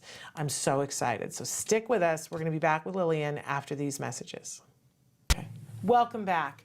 We're so excited, and there's been lots of hubbub in the break because we have welcomed to the studio a wonderful young actress and entrepreneur, I guess, Lillian Carrier, and she is here with her wonderful service dog. This is Luke that she's here with. And so we did a little different configuration in our studio to try to make it comfortable for Luke. Of course, it's a very weird space for a dog, and Luke is a big dog. He's a very big dog, yes. So at some point he may want to, get on the floor. We'll see. But it was great fun to watch you guys come in here and you talk to him and get him up on the couch, and super duper fun. Of course, you know what they say about children and dogs? It's like everybody focuses on the dog, right? So, but I'm here to talk to you, but sometimes to talk about Luke. So Luke is just so enticing. He's just absolutely beautiful. But Lillian is a wonderful actress. If you are not watching Everything's Going to Be Okay. Now, I always mess up the title of it but it's Everything's Going to Be Okay. Yes. Because sometimes I say everyone's going to be okay, or, I don't know, I just mess it up, but it's Everything's Going to Be Okay. Wonderful new hit show that's on Freeform. Freeform is a cable channel that it used to be Disney Family, then it changed to Freeform Disney, now it's just Freeform, and their like buzz thing is that it just slightly leaning forward or something like that. It's shows with an edge. I think it's a little bit cutting edge, and this show is cutting edge. And so Lillian plays the character Drea, Yeah. on the show, who's a good friend of Matilda's. But you also have another role on the show. Tell us what else you do besides playing Drea. I was brought on as a consultant on the show. Okay. Yeah. And what exactly do you consult about? Autism, specifically, Yeah. yes, and service dogs. Wonderful. So tell us a little bit about you as an actress, and then we'll talk about when you auditioned for the show. When did you start acting? So, like, I've always done youth theater, but this was, like, my first real, like, professional acting anything. It's a pretty big first, I gotta say. Yeah, it was a huge first. Like, I went in thinking, like, there was nothing. I was just like, I'm gonna audition, it's gonna be fine.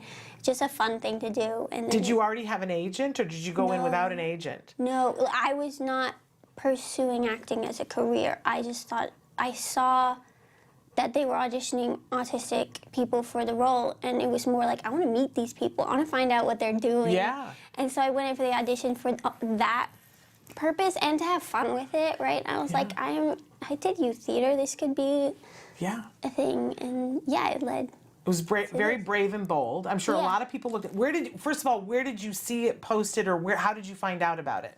That they were looking for individuals on the spectrum?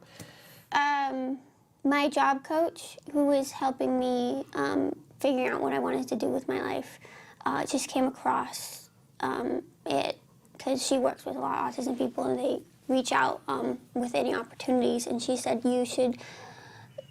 She basically talked me into it because when she first presented it to me, I was absolutely against it. And then she was like, "This is just go for the experience. You'll meet people.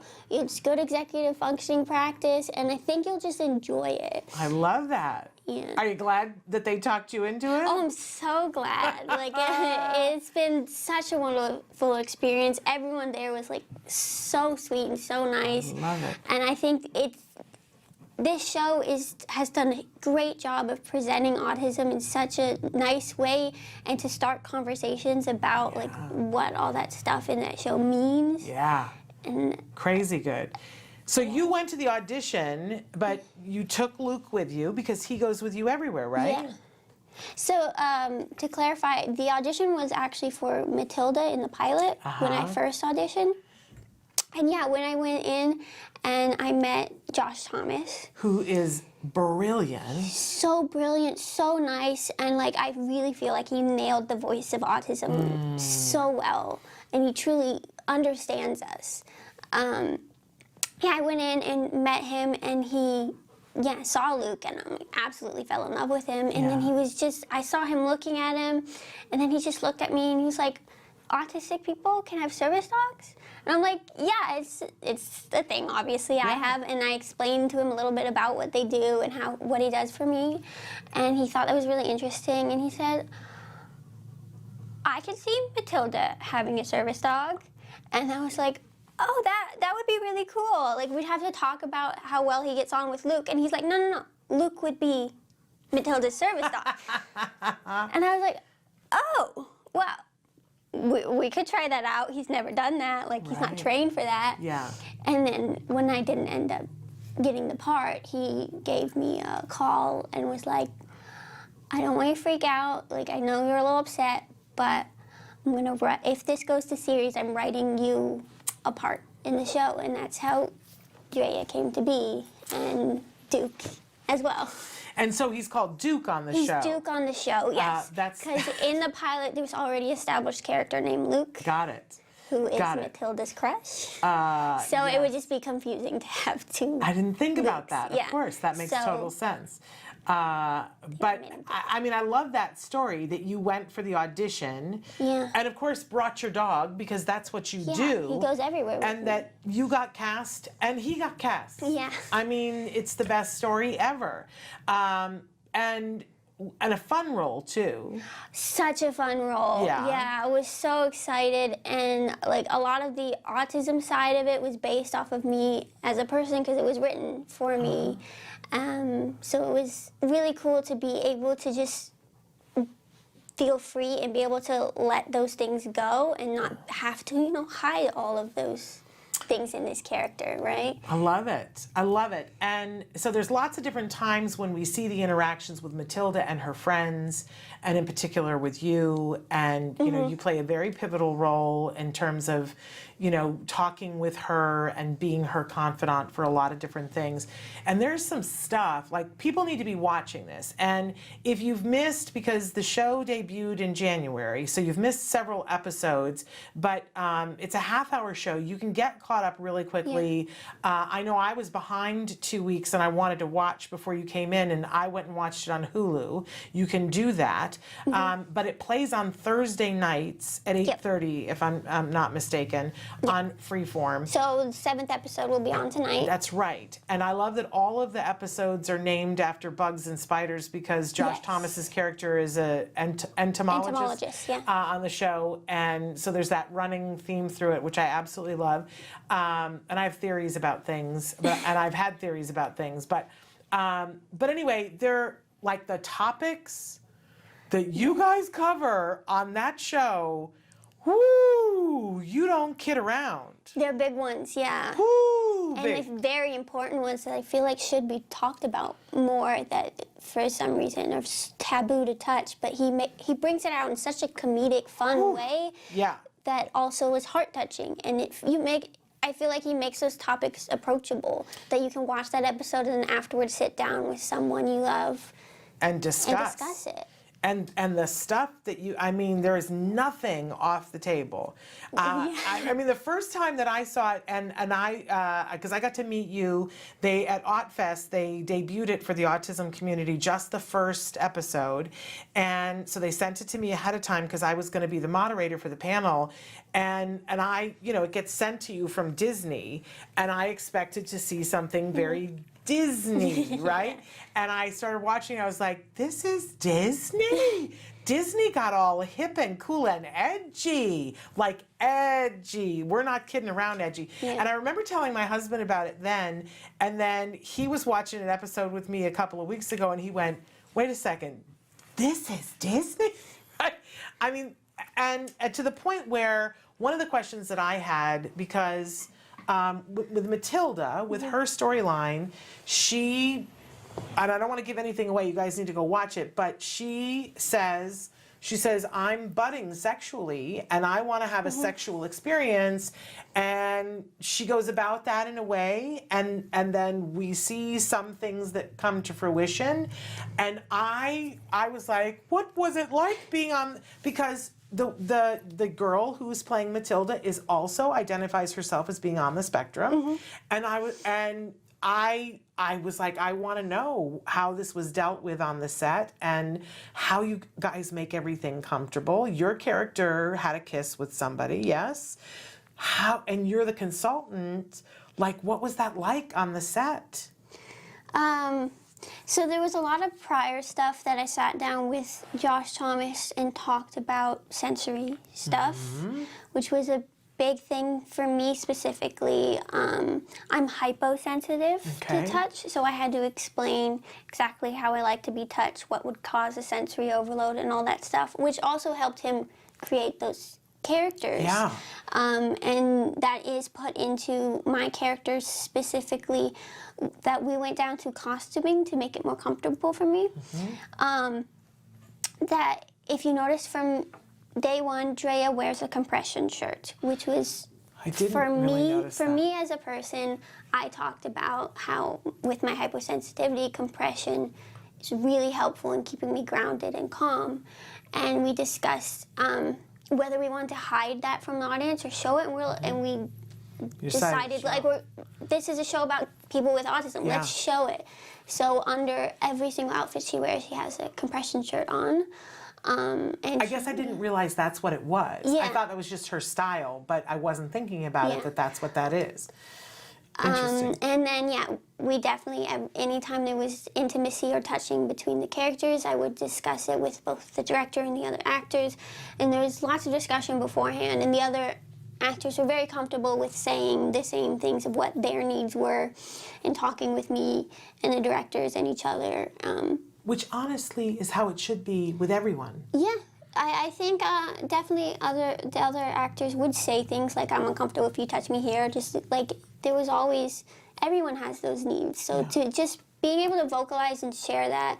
And then, of course, anytime you got overwhelmed, 5-minute breaks were allowed. I definitely had a few times that I stepped out of the scene, because you see that scene, it's 3 seconds, but we, did it 5 to 6 times. That specific kiss or intimate moment, whatever it was. Yes. So. Yes. We don't want to give too much away, but you should be watching it. Yeah. But I guess one of the things that I love about the show is that, normally when you're watching television and they sort of reveal something and you go, okay, well, that's going to have an arc of like 3 or 4 shows. And that's not the way Josh writes.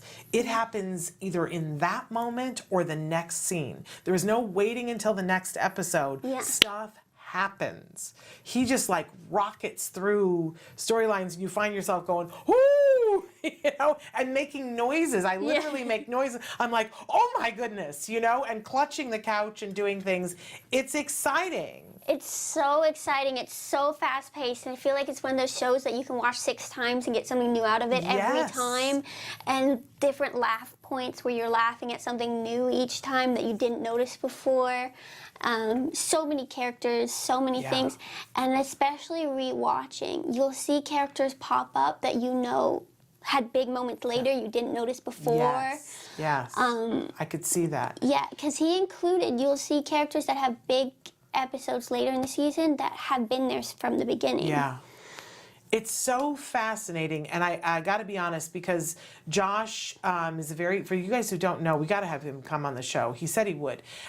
He's hilarious. He's an Australian comic, and he's done other shows, but I think this is his first big American show. Yeah. And he's writing it, and he's starring in it, and he's very involved in every aspect of it, and he is hilariously irreverent. Like, he says the things that people go, he didn't just say that, did he? And I guess he's like, because I got to spend time with you guys that day, and he seems to be that way in real life too. He's got a very interesting take on the world, and I just appreciate that he could have done a show about anything, but he decided the premise of the show, you guys, is that it's this half-brother from Australia who comes to visit, and he's got these 2 stepsisters, and he ends up, teenage stepsisters, he ends up having to really be their caregiver, and one of them is on the spectrum. That about encapsulates it, right? But hilarious and poignant. There's that old thing about I laughed, I cried. You really do. Every episode you laugh and you cry. Every single episode. And every single episode, there's something that takes my breath away. Just takes my breath away. See, I get emotional. But it's real. I talked about it when I came back after I saw it with the Otfest, and I said, oh, you guys, you're not going to believe this. You're not going to. Okay, so you were there, you're there as the consultant, and at what point, so he called you and said, I've written you a role. What point did he say to you, and I want you to be the on-set consultant? So it was kind of gradual, that it started off that he found out how much knowledge I had, and that, what I did was, for a living, is help people with Let's understand talk about that. autism. What do you do besides being a professional actress on a hit show? Me and my mother and my sister founded a nonprofit called Autism. We developed this because it's geared toward adults transitioning from high school to whatever is their next step, or adults in their adult life who just need that little extra push or little extra help. Because reaching that age of 18 and graduating high school, and I tried every program out there. I tried mainstreaming in college. I tried college with help. I tried just going into supportive living services where I was in full-on housing, being taken care of, and then people came to my house to take care of me, and it seemed to be either geared toward you can do it on your own or you need 100% support. And there didn't seem to be that middle ground of like, I'm pretty capable, but I need a little extra help. Yeah. So we just were like, it's not out there, we can't find it. let's make it. Awesome. And that's kind of how it came to be. And then it's kind of grown in different directions as our clients have asked for things. And right now our main focus is social programming. That there is so much out there socially that people don't know how to find what is the right niche and is socially comfortable for autism. So we have been looking at places and activities that are sensory friendly, that are easy to navigate, and creating social programming where it's 100% people on the spectrum, plus a few people bring, a friend that they feel comfortable with. So there is, no sense of like I did something wrong, no one understands me, and they can have some sort of social life. And we get people in their 20s, in their 50s, in their 80s, all seeking this out as something they've, not had enough of. That's got to be very rewarding to see that you've created something that needed to be created. You filled a hole. Now, where do you do this? Where is this located? This is currently located in Redondo Beach. We are now starting and planning some online stuff because we know it's wanted elsewhere. And we do hope to eventually expand once we can and be anywhere and everywhere we can, and hope that other people, take this up and do it too. But right now, we are housed in Redondo Beach. What a wonderful thing, and what a wonderful platform. And now that you are on this show and have the ability, I'm sure it's going to open doors for you to be able to talk in places that maybe wouldn't have known about autism before. So what a wonderful thing. And also, just like you were able to educate Josh Thomas about an assistance dog, having you on the show with an assistance dog has got to be informing a whole lot of people about what that's like. For anybody who's listening and still doesn't understand what an assistance dog can do for someone like yourself, let's just talk specifically about you, because everybody's sort of different. Yeah. But how does Luke help you? So there are two very specific things he's task trained to do. So one of them is deep pressure therapy. For anyone who doesn't know what that is, it's similar to like when you have a weighted blanket or a weighted vest or a nice hug. So having autism, when you have that sensory overload and you're not quite in your body, everything's painful. It gives you, if you have pressure on certain pressure points, it just gives you something to focus on and pull you back into your body and able to calm down those sensory reactions. Is it like a grounding sort of thing? It grounds you? So for me, it's he will either lay sitting down on my lap, or if I lay down, what's most helpful to me is on my chest, and he will lay right on my chest and give me that pressure wherever I am. And is it sort of instantly you feel a little bit less anxiety? It takes a little time, because it's really about like pulling me back into my body and focusing on that one sensation instead of whatever sensation felt harmful to me. And then the other thing he does is when I reach, so that's preemptive before I reach that sensory overload.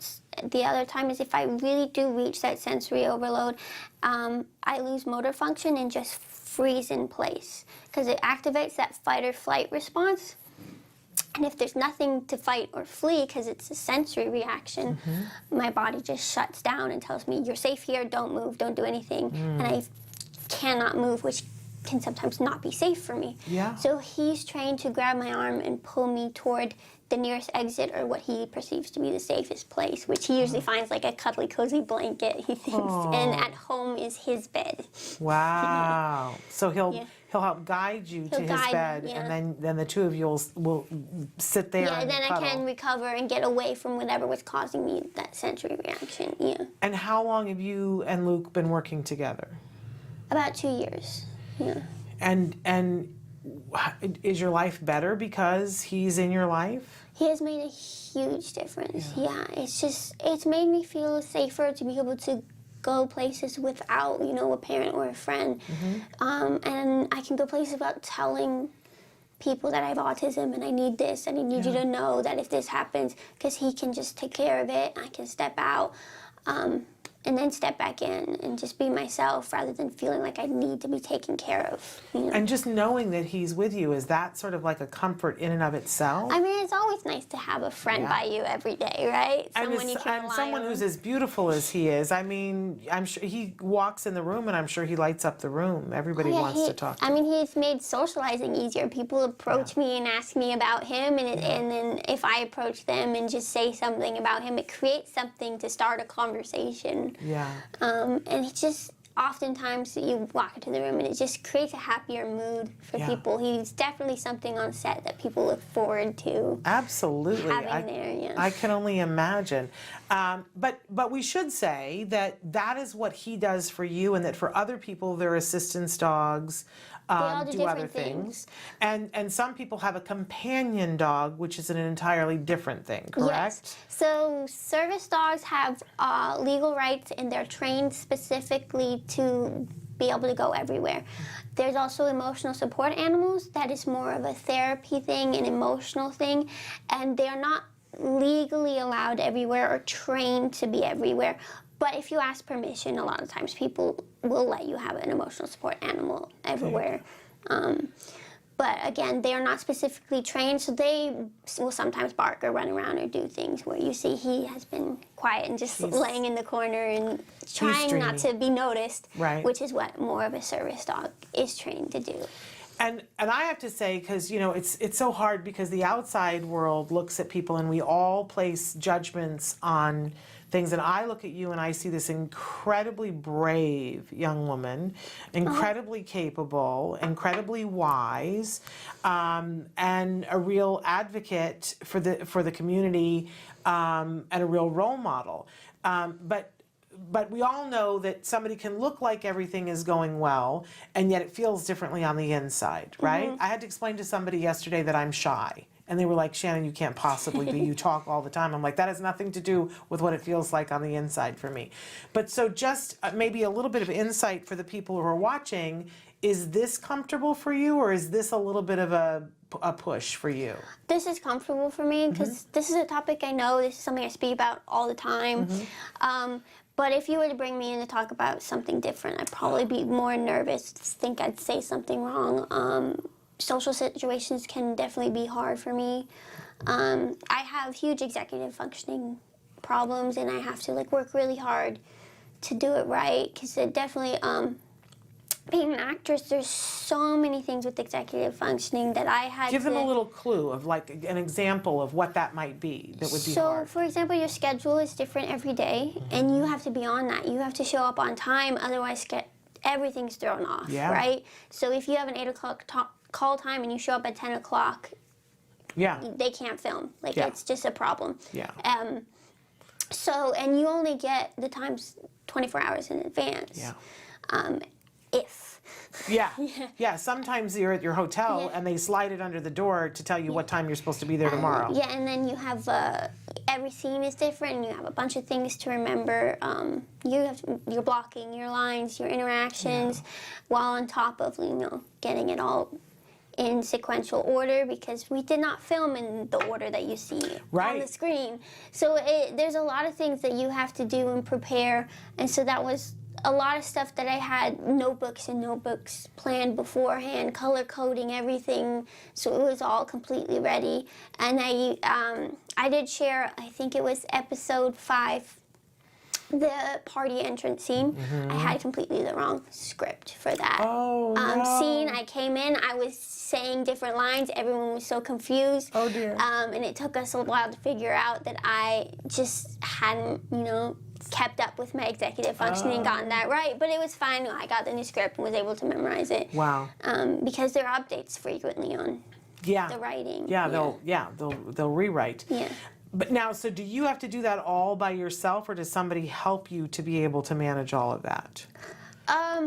So I hired my sister. It doesn't necessarily have to be my sister, but for this show, it was my sister who definitely helped me with it. That she drove me to make sure I was on time. She made sure that I did have the lines I needed, and she got me water and like made sure like there were things, and she made sure he went to the bathroom and all that because I couldn't do the executive functioning for Luke and me at the same time during that. So she did do that for me. That's awesome. And yeah, so, and I hope that I can continue to hire someone to do that stuff for me, but it does cost money.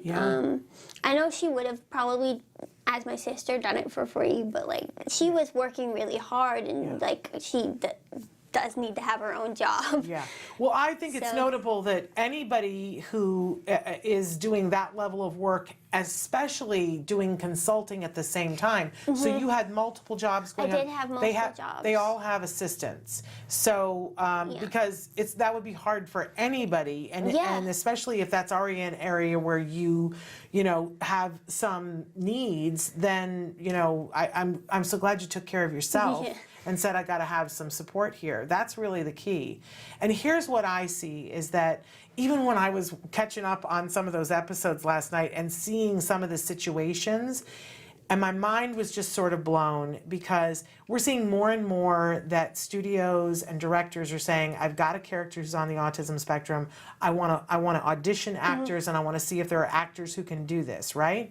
And they're finding the actors, which is wonderful. We're all excited about that. But there is still some trepidation on the studio's part that we've been hearing about, that like, but will they be able to handle this kind of a circumstance? And I got to say that you and Kayla are showing them that absolutely that you guys are handling. I was like so excited for you guys last night, looking at some of those later episodes where you have those kinds of things going on. It wasn't just talking about, there was physical stuff happening, and to hear that you guys were taking care of yourselves, both as women but also as people who have different sensory needs. I'm really proud of you guys. What an amazing example for all of us. Oh, it's amazing, and I love that they went with authentic casting from lead to background actor. Anything written in the script, any character with autism was played by someone with autism, and my favorite scene representing that is episode 2, classroom scene.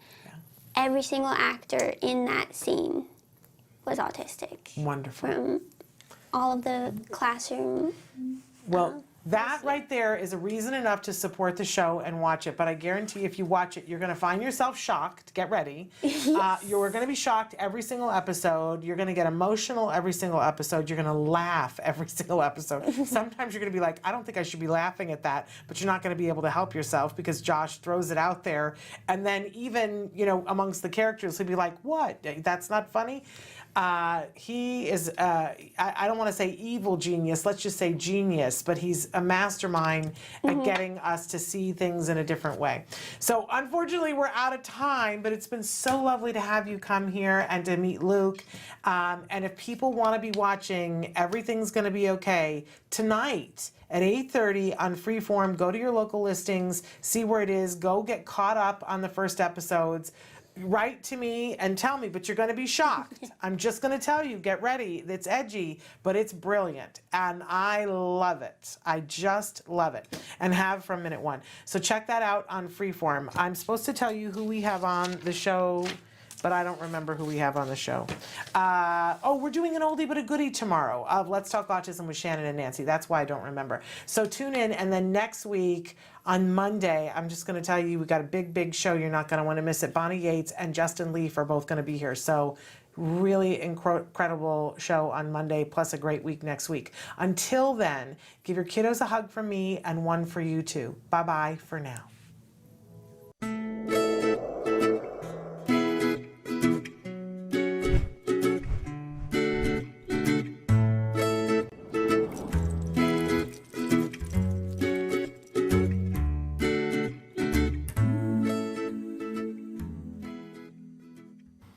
Good morning. morning and welcome to a special edition of Let's Talk Autism with Shannon and Nancy. I'm Shannon Penrod, and Nancy Alspaugh Jackson is on assignment this morning. I can't wait till next week when she can come back and tell us. She is visiting a guest that we've had here before on the show, Meristem. So she's actually gone and is visiting that particular site, and we're going to wait to hear back what she thinks of it. So we're really thrilled about that. But missing her today. But I'm here, and we are going to be with you for this next hour talking about autism. And we hope that you will tune in to some of the different ways that Traven is showing you right there, including autism-live.com. And we want to hear from you. We want to know your thoughts, your feelings, your questions, and your concerns. We've got a great guest that's coming up a little bit later on, but you know, on Thursdays, I don't even know what Deezer is. That's how old I am. I show that. Somebody's going to have to explain to me what Deezer is, because I'm a geezer, so I don't know what Deezer is. There we are. Okay, but so there I am, s.penrod at autism-live.com. It should just say old lady who does not know and is not hip. There we have it. Shannon Penrod, there it is. That's what it says there. Okay, so on Fridays when we're here for Let's Talk Autism with Shannon and Nancy, we like to cover some news stories for you to let you know some things that are happening around the world. So one of the first things, very controversial, want to know your opinion about it. In New York State, the Department of Transportation has issued a new sign that can be placed in a neighborhood that says, there it is, child with autism. So we've seen before when you're driving in a neighborhood and it'll say, you know, deaf child, blind child, just to let drivers know so that they slow their roll. Literally slow their roll. But now for the first time, they've added this to the repertoire that a family in upstate New York can request this. And they're saying that you can ask now that it's there and that it's in one state, you can ask your local town or city if you would like to have one of these. Now, it's a little controversial, and already, you know, in the last few days since this happened, I've had conversations with a wide variety of people, and everybody has different feelings about this, you know, because some people say, well, that's just a sign for a predator to start looking for that child. And, you know, I don't have an answer for that. I think it's case by case, and that if you have a child who elopes, then let's face it, the number one cause of death for autism is children who elope from their home and drown. And the second is being hit by a car while they elope. So if that is your child and you are concerned about that, you would want to get a sign. You want to shore up your other safety things and make sure, I don't know, have a neighborhood watch thing or something. I don't know. But check your Mandy's Law. Make sure that if there are people in your neighborhood that you should know about. But there are people all over the world that we should all know about, right? We got to be extra, extra careful. And we have to be concerned about the cars as well. So check it out. If it's something that you want, you can request it for your child. And if you feel that it would be more of a hindrance to your child's safety, then simply don't request it, right? Another very interesting study that comes to us from fiercebiotech.com. There are two studies in the last brief period of time. It was last week that two separate research teams came forward and said that they were shedding light on autism and that it was about proteins, and that it may affect how we want to treat autism in the beginning. Now, I found, you know, we read these all the time, and a lot of time I don't get them, but these two make sense because of all the research that we've covered before. So first of all, scientists at the Gladstone Institutes were looking at originally, because I always like, how did this study start? So originally they were looking at the connection between Alzheimer's and seizure activity, right? So they were looking at those two things, and they discovered this protein that's in the brain that's called tau, T-A-U, tau, and that when you reduce the level of tau, and by the way, this was in mouse models, that it not only reduced the number of seizures in people, but there were also autism-like behaviors that it reduced. It reduced repetition, difficulty socializing, and impaired communication in the mouse model. Now, I wish Nancy Alspaugh Jackson were here because she said years ago, when her husband was ill and dying, he needed care. And for a brief period of time, he was in a memory center, and because that was the only thing that was available. He didn't have a memory problem, but he was in a place where all these other people had memory problems. And she said, Shannon, I just, like, I can't, I'm stunned, because she was there a lot and visiting him and spending, you know, a substantial portion of her day there. And she said, it's eerie how much the Alzheimer's in the seniors resembles autism. And she goes, it's so bizarre that we see the kids, you know, that this comes on and then they have these difficulties, but it's the same with the seniors. And she said, I hope somebody is looking at that. Ta-da!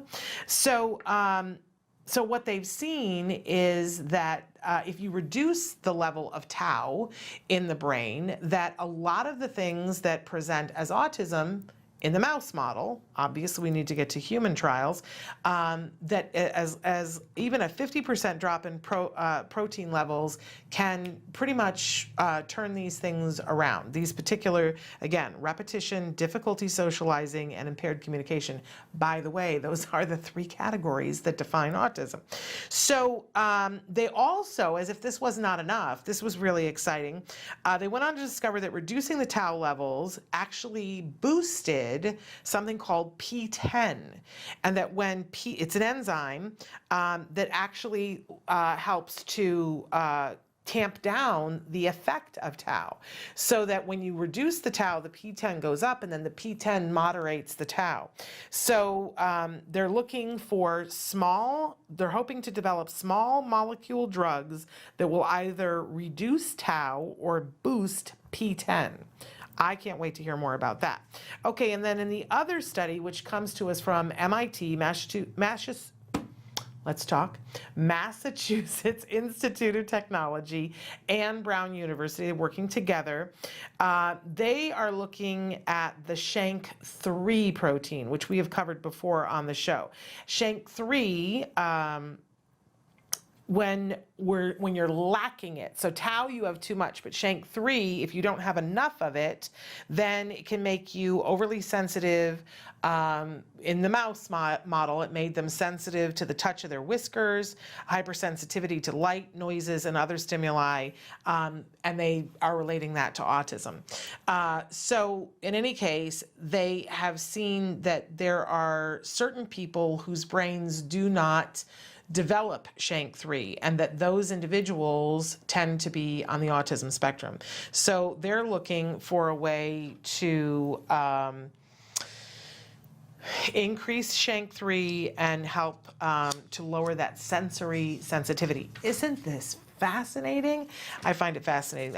Those are 2 studies I'm actually very excited to hear about what happens with them once they move out of the mouse model, right? Okay, and then our last article for today that I wanted to talk a little bit about, this is an article that Nancy Doyle wrote for Diversity and Inclusion, and was really interesting. The title of it is Hiring Autistic Male Coders, Neurodiversity Inclusion or Exploitation. Now, I was a little disappointed because I felt that title was a little bit off topic, because it made it sound like, oh, if we're specifying that a job is for individuals that are neurodiverse, is that in some way exploiting what their talents are? And I thought, well, I'm not going to be against that. But the key here is that it's male coders, neurodiversity, inclusion, or exploitation, because it goes on to talk about the fact that we're not playing to women's strengths, and that one of the things that I thought was really fascinating was that in one study where they just were looking at how women perform on math tests, nothing to do with hiring or anything like that, but a math test. And math is definitive, right? Like there's a right answer and there's a wrong answer. And when women were asked to put their name on the top of the math test, they performed poorly, more poorly than they did if they weren't asked to put their name. So if they weren't asked to identify that they were a female, there was something psychologically about that allowed them to perform better. And this article talks about how women are being disregarded from the beginning of any process, whether it is autism or other. I'm rolling my mic here, sorry. I just thought that this was really fascinating. And I think it's a good read, especially if you have a daughter on the spectrum or if you are a woman that is on the spectrum, to take a look at what she's calling out and saying, hey, you know, that there's systemic exploitation and non-inclusion of women, and that we need to turn that on its head and have systemic inclusion, and that it should be across gender. So there you go. And again, that is Nancy Doyle, Diversity and Inclusion. Okay, and her argument is that your hiring practices should be as diverse as your clientele, which, hey, I'm with you, Nancy. Okay, we're going to take a break, and when we come back, we've got a great guest, Ben Hartrenft. I'm going to hope that I said that right. He's 21 years old, and he's done some pretty amazing things. He was the Philadelphia Eagles Autism Challenge ambassador and even got to be on the Ellen Show. So he's going to talk to us a little bit about his life and what that was like, coming up after these messages. Stick with us. Hey, I'm Candace Cameron Bray. Tom Bergeron. You're watching Autism Live. And you're watching Autism Live. And you're watching Autism Live. You're watching Autism Live. Do you provide care services to someone with autism? Recently, more and more children are being diagnosed with the condition and getting the support they need as awareness grows. But what happens to these children as they grow up? It's estimated that over 500,000 youth with autism will turn 18 in the next decade, and they'll be faced with a very difficult reality.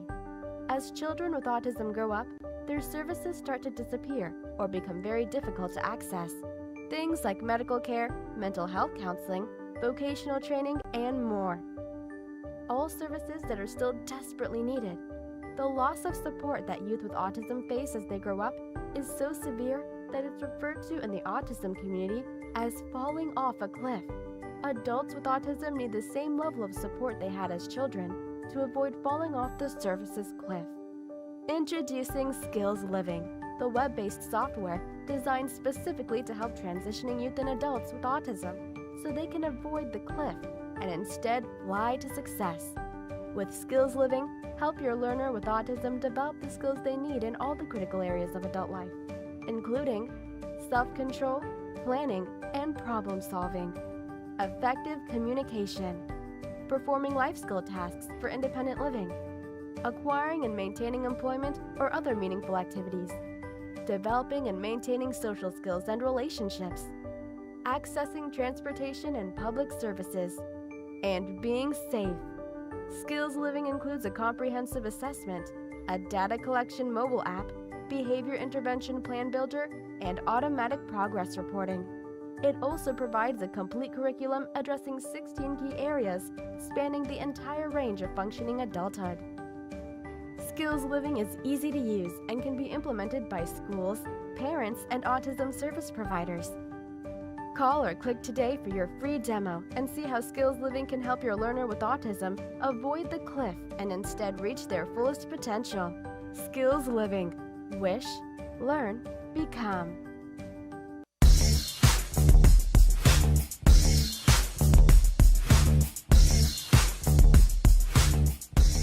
Parent to parent, having a compliant child is one of the greatest things on earth.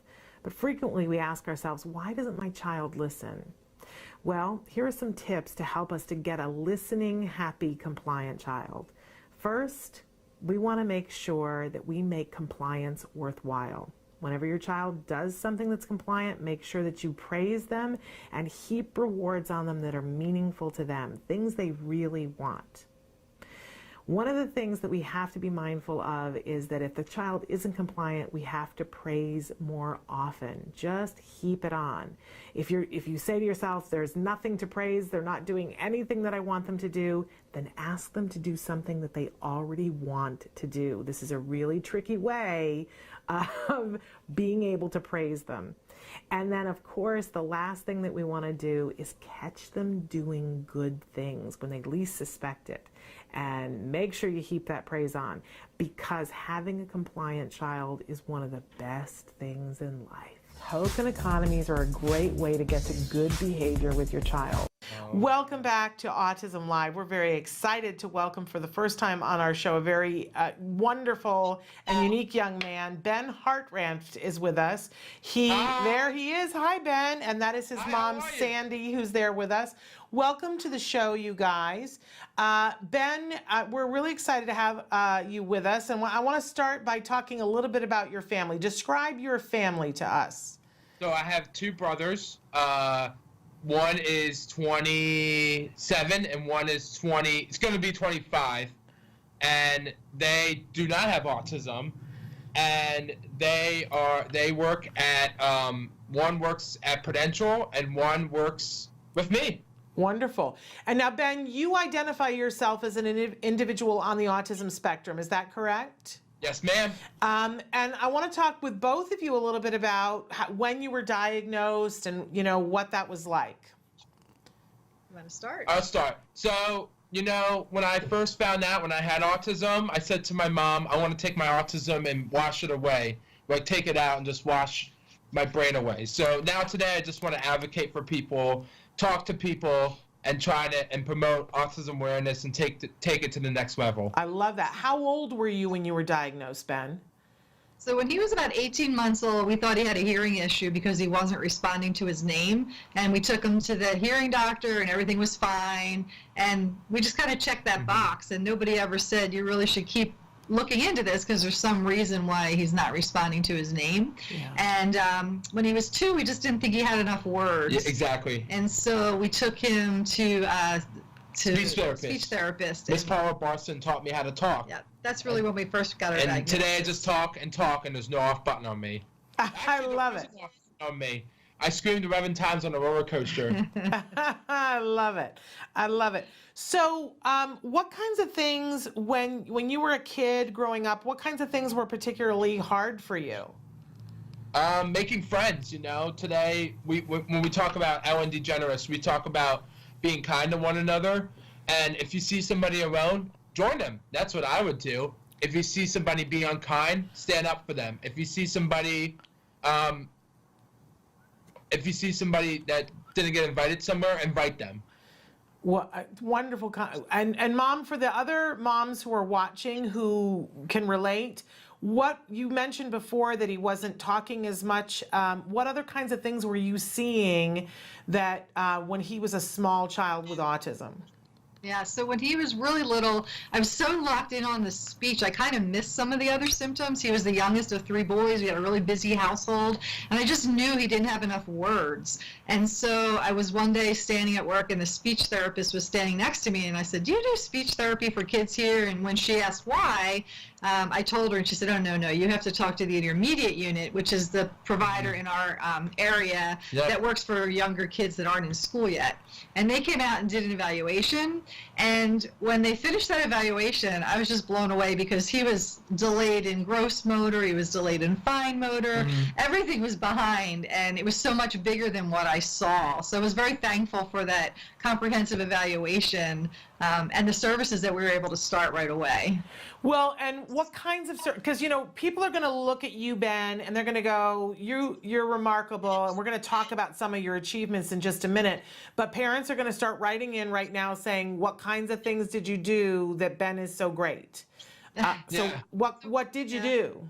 So back then, when you said what was hard, everything was a safety issue back then. I mean, he would just run out the door. He had no sense of, boundaries. He had no sense of safety outside. So it was just, if we couldn't see him or hear him, we had better find him. And now today's technology is like you can have trackers on iPhones, trackers on people, wristbands. I mean, today people are certifications on autism certified stuff. So there was a lot of things that weren't available back then.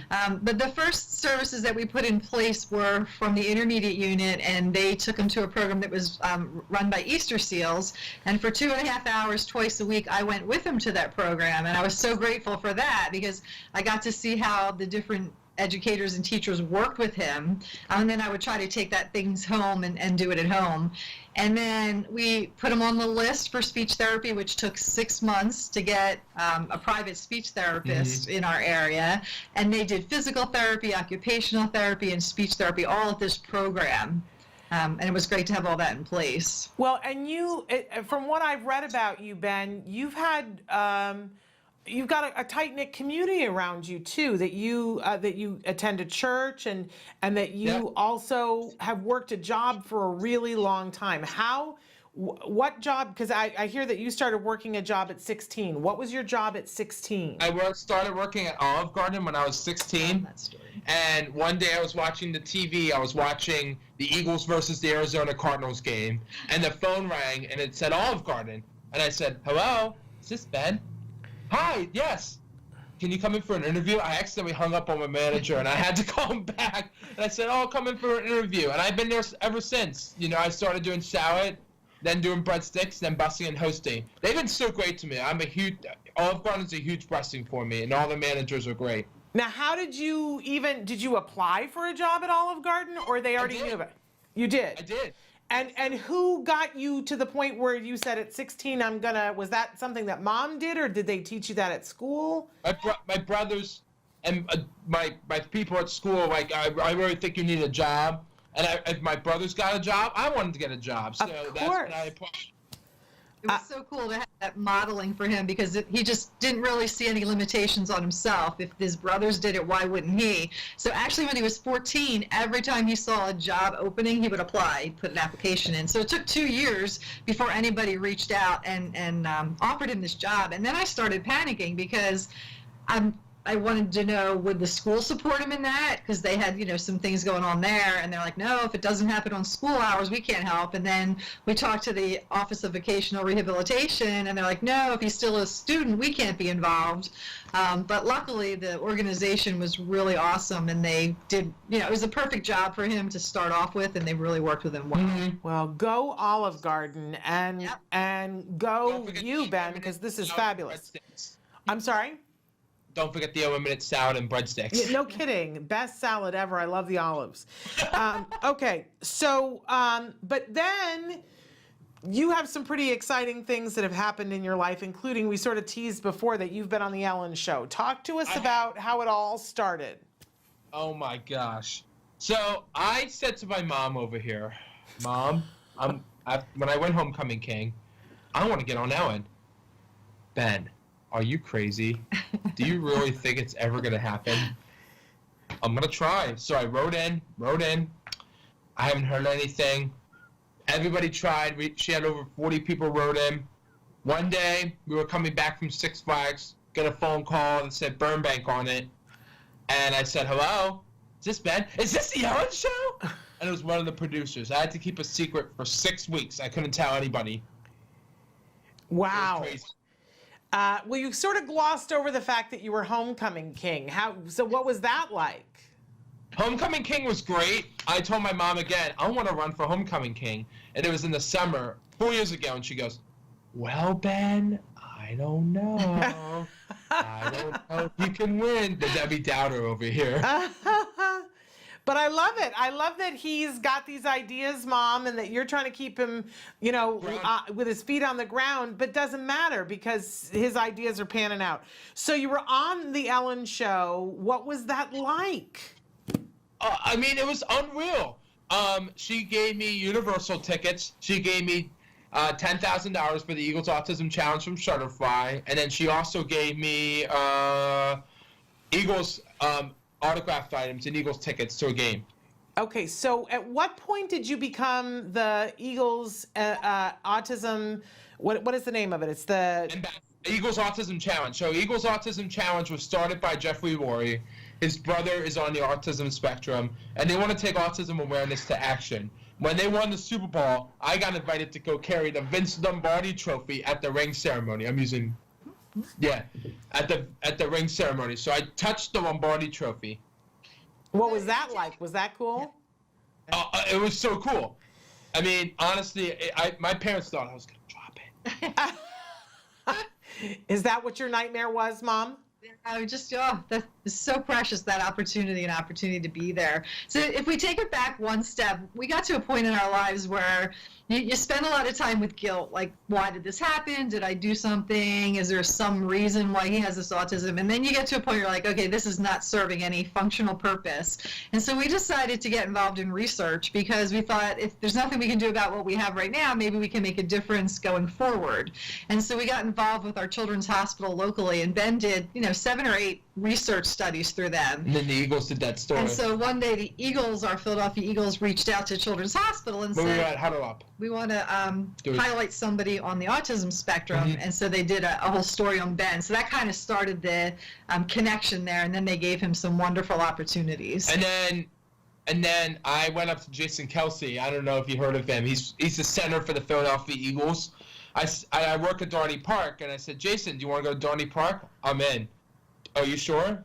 I'm positive. So we literally met at Dorney Park, and we spent 4 hours on the park together. Mom over here was like, oh, Ben, I really don't know. Well, it's so good that you know for her, Ben. He tells me that sometimes I hold him back, but I remind him I'm his kite string. So Charlie Brown. Yeah, but he's taking you on a wild ride, is what the truth is. And I think it's just beginning. I think this is just the beginning of the wild ride that is going to be Ben's life. So Ben, now, as a result of all of this, you're doing speaking engagements, right? Yes. Talk about where you do speaking engagements and what you talk about. I do my speaking engagements at different schools, so I did about 40 different schools, and I talk about never let go of your dreams and my autism. And I'm going to a couple this week, and then I'm going to a couple in April. Wonderful. And so if people want to book you to come to their event, where do they go to do that, Ben? So I actually had my business card on me. Where do we go? Oh, perfect. You can visit my website, which is right here. Okay, we can't see it. Can you read it to us? I'll read it to you guys. Sorry. That's okay. So my email is BENERGY, capital EAC, @yahoo.com. And my website is My Journey. So it's benergy1.wordpress.com. Again, benergy1@wordpress.com. If you would like to come hear me speak, or if you want to book me, or if you want to just donate to the Eagles Autism Challenge, we can also put my website on there and a link to my donation page. There we go. So spell the website for me again. It's BENERGY 1, the number 1, and then .wordpress.com. Okay. So and if they go there, they can get to all the other things as well. That's true. Yep. Well, Ben, I cannot wait to see all the things that you do. You're still working at Olive Garden? Yes, I am. And then what are your hopes and dreams, Ben? What do you want to do? Yay, I can talk about it. Okay. So my next goal is to actually get on Jimmy Fallon, Kelly Clarkson, the Tammy Hall Show, Good Morning America, and just talk about autism. I really want to get on more TV shows to just promote and just give parents hope. And what would you want to talk about on those shows? Give us the pitch. All right, I would just tell them to never let go of your dreams and to always be successful, and to never, ever, ever, ever never talk to somebody who has questions. So if somebody has a question who is on the autism spectrum, you can always go up to them and they can start a conversation. Absolutely. It's okay to ask, right? Yeah. Wonderful. I would like to just give a word of encouragement to parents. One of the things that we found so helpful was being involved in things where parents were a little bit ahead of us on the journey. So Special Olympics, there were a lot of parents, and they helped us navigate the financial organizations and the medical organizations and all the different programming in our area. And then one of the things that's really important in our life is our faith in God. And he always brought the right person at the right time, because part of Ben's journey is we didn't think he would speak, and he brought us just to the right speech therapist who broke that open. And then the schools got to a point where they kind of gave up on Ben and said, oh, he Reading. probably is never going to learn to read. And again, God brought just the right person with the right program. And the Talk Institute taught me how to read, so I went from a kindergarten to a second grade reader, 2 years at that school. So God really brought me to that school, because that was a huge accomplishment. And I also would like to throw in there about God, about the Bridge Ministry. Mm-hmm. So God has brought me to a great disability ministry at Calvary Saverton. My faith helps me through hard times. I love the Bridge Ministry is through 35 to 35. So I'm going to say like 15 to 35. And it's a great organization that you can serve, and the teens and adults pour out their spirits, and just God does a lot of things out there, and it's really incredible. Because one of the things that happens to families, no matter what their faith is, a lot of times they just drop out of organized religion because the churches and synagogues aren't very welcoming, or they don't really know how to handle it. But the church that we found actually has a person on staff that runs their disability ministry, and it's really an amazing organization, and we're very grateful. What a wonderful, wonderful story you guys have. It's so inspirational, much. and I think it's going to help a whole lot of people. And, I love that you're talking, because a lot of people feel disenfranchised by their churches, so I love how you're talking about that. But I also think that job component is super duper important. The fact that you were convinced that you knew you were going to work a job from day one. We have Joanne Lara as a regular on the show. She does Autism Works Now, and she says how important it is for all of us to talk to all of our children and ask all of our children, what do you want to be when you grow up? What job do you want to have? And that not a lot of families just assume that their children are not going to work, and this is not the path. And we can see. Go ahead. One thing. And I got my driver's license 2 years ago. Yeah. And that was life-changing for me because I was Uber mommy. And so, we weren't sure if he would drive. And we took, quite a long time to get it, and lots of medical appointments, lots of help from different organizations. But he's been driving for a year and a half now, and it's been freeing for him and freeing for us, too. Yeah. And that's a real blessing. Well, you got to tell us how did you handle that? What were the organizations that helped you to teach him how to drive? I'm right there. I have a 16-year-old. So we started with my husband, who did the other two He had a boys. full head of hair, and now he doesn't anymore. But OVR, the Office of Vocational Rehabilitation, actually paid for driving lessons for him. And what my husband said was the man who came had a brake on his side of the car. So it really helped to take him out on the road because it was safe. Because if anything did happen, he could obviously stop the car when needed. And so that really helped. Just really taking his time. One of the things Ben did was on his phone, there was an app where you could practice the written exam. So he kept taking the test. And I over and failed over 6 again. times, and then I passed the 7th try. One day I went in and I failed, and I cried so hard, and I said, I'm done, I don't want to do it anymore. And then one day I passed, and I went, woohoo! And now you're a safe driver. Yes. Yep. That's a wonderful, wonderful thing. So ultimately, after you get on all of these talk shows, Ben, what kind of a job do you want to end up with? Do you want to be somebody who continues to be a speaker? Do you want to work your way up Olive Garden? What do you want to do? So I actually have 2 jobs that I'm working at right now. I work at Access Services, and they help people with disabilities. I help with their social events and stuff.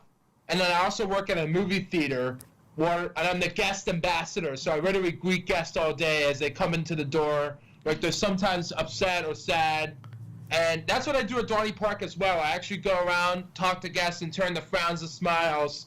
And I basically fascinate them if they need help, or sometimes I give them surprises like soda cups and the wristband and everything. One of the things that we found is he's been able to get a lot of part-time jobs. We haven't really locked into that full-time job. So that we called it the adult cliff, when you finally figure out all the paperwork and everything for school, and then 21 happens, and you're like, oh, wow, that's kind of useless now. Yeah. So navigating the adult world has been a little harder. We'd love to find him a full-time job. He loves working at Dorney Park. Unfortunately, it's seasonal because we live in a climate not like California, I would love to live in where California. it snows, so the amusement parks aren't open all year round. So still trying to find that balance. He would love to be a full-time speaker, but finding enough opportunities there isn't always, opportunity too. Ben, I'm going to tell you a secret that I don't think I've disclosed here on the show before, but my husband's full-time job that he works, he's an actor at Universal Studios Hollywood. Yeah, and so he works in the wizarding world of Harry Potter. And so it's a union acting job. That's his full-time job. Something to think about. Yeah. So He loves amusement parks. That's his thing. Roller coasters and amusement parks. So has your husband ever met any famous people? Oh yeah. Yeah. We live in Hollywood, so we all meet famous people. They're around all the time. If I'm ever back on the Ellen Show or Kelly Clarkson, I'm going to let you guys know. Oh, please let us know, because we'll be happy to tweet about it and share, tell all of our viewers to watch. Ben, we think that you're incredible. Obviously, you're incredible because you've already been on the Ellen Show. My goodness. I know a lot of people who say that they want to be on the Ellen Show, Ben, but not very many of them get to be on the Ellen Show. So you're clearly doing something right, and we look forward to hearing all the good things that you do. Thank you. Thank you so much. And Mom, thank you. What an incredible mom you are. And what a joy and a treat you are, Ben. Well, thank you. Thanks. All right, you guys have a good day. Thank you. Take Bye-bye. care. Bye-bye. What an inspirational mom and son. I'm tossing my sign around because it's so exciting. So hopefully check out his page and book him to come to your school. For heaven's sake, what a wonderful speaker, or for your corporate event. We're going to take a break, and then we're going to be back with more of Autism Live. Stick with us.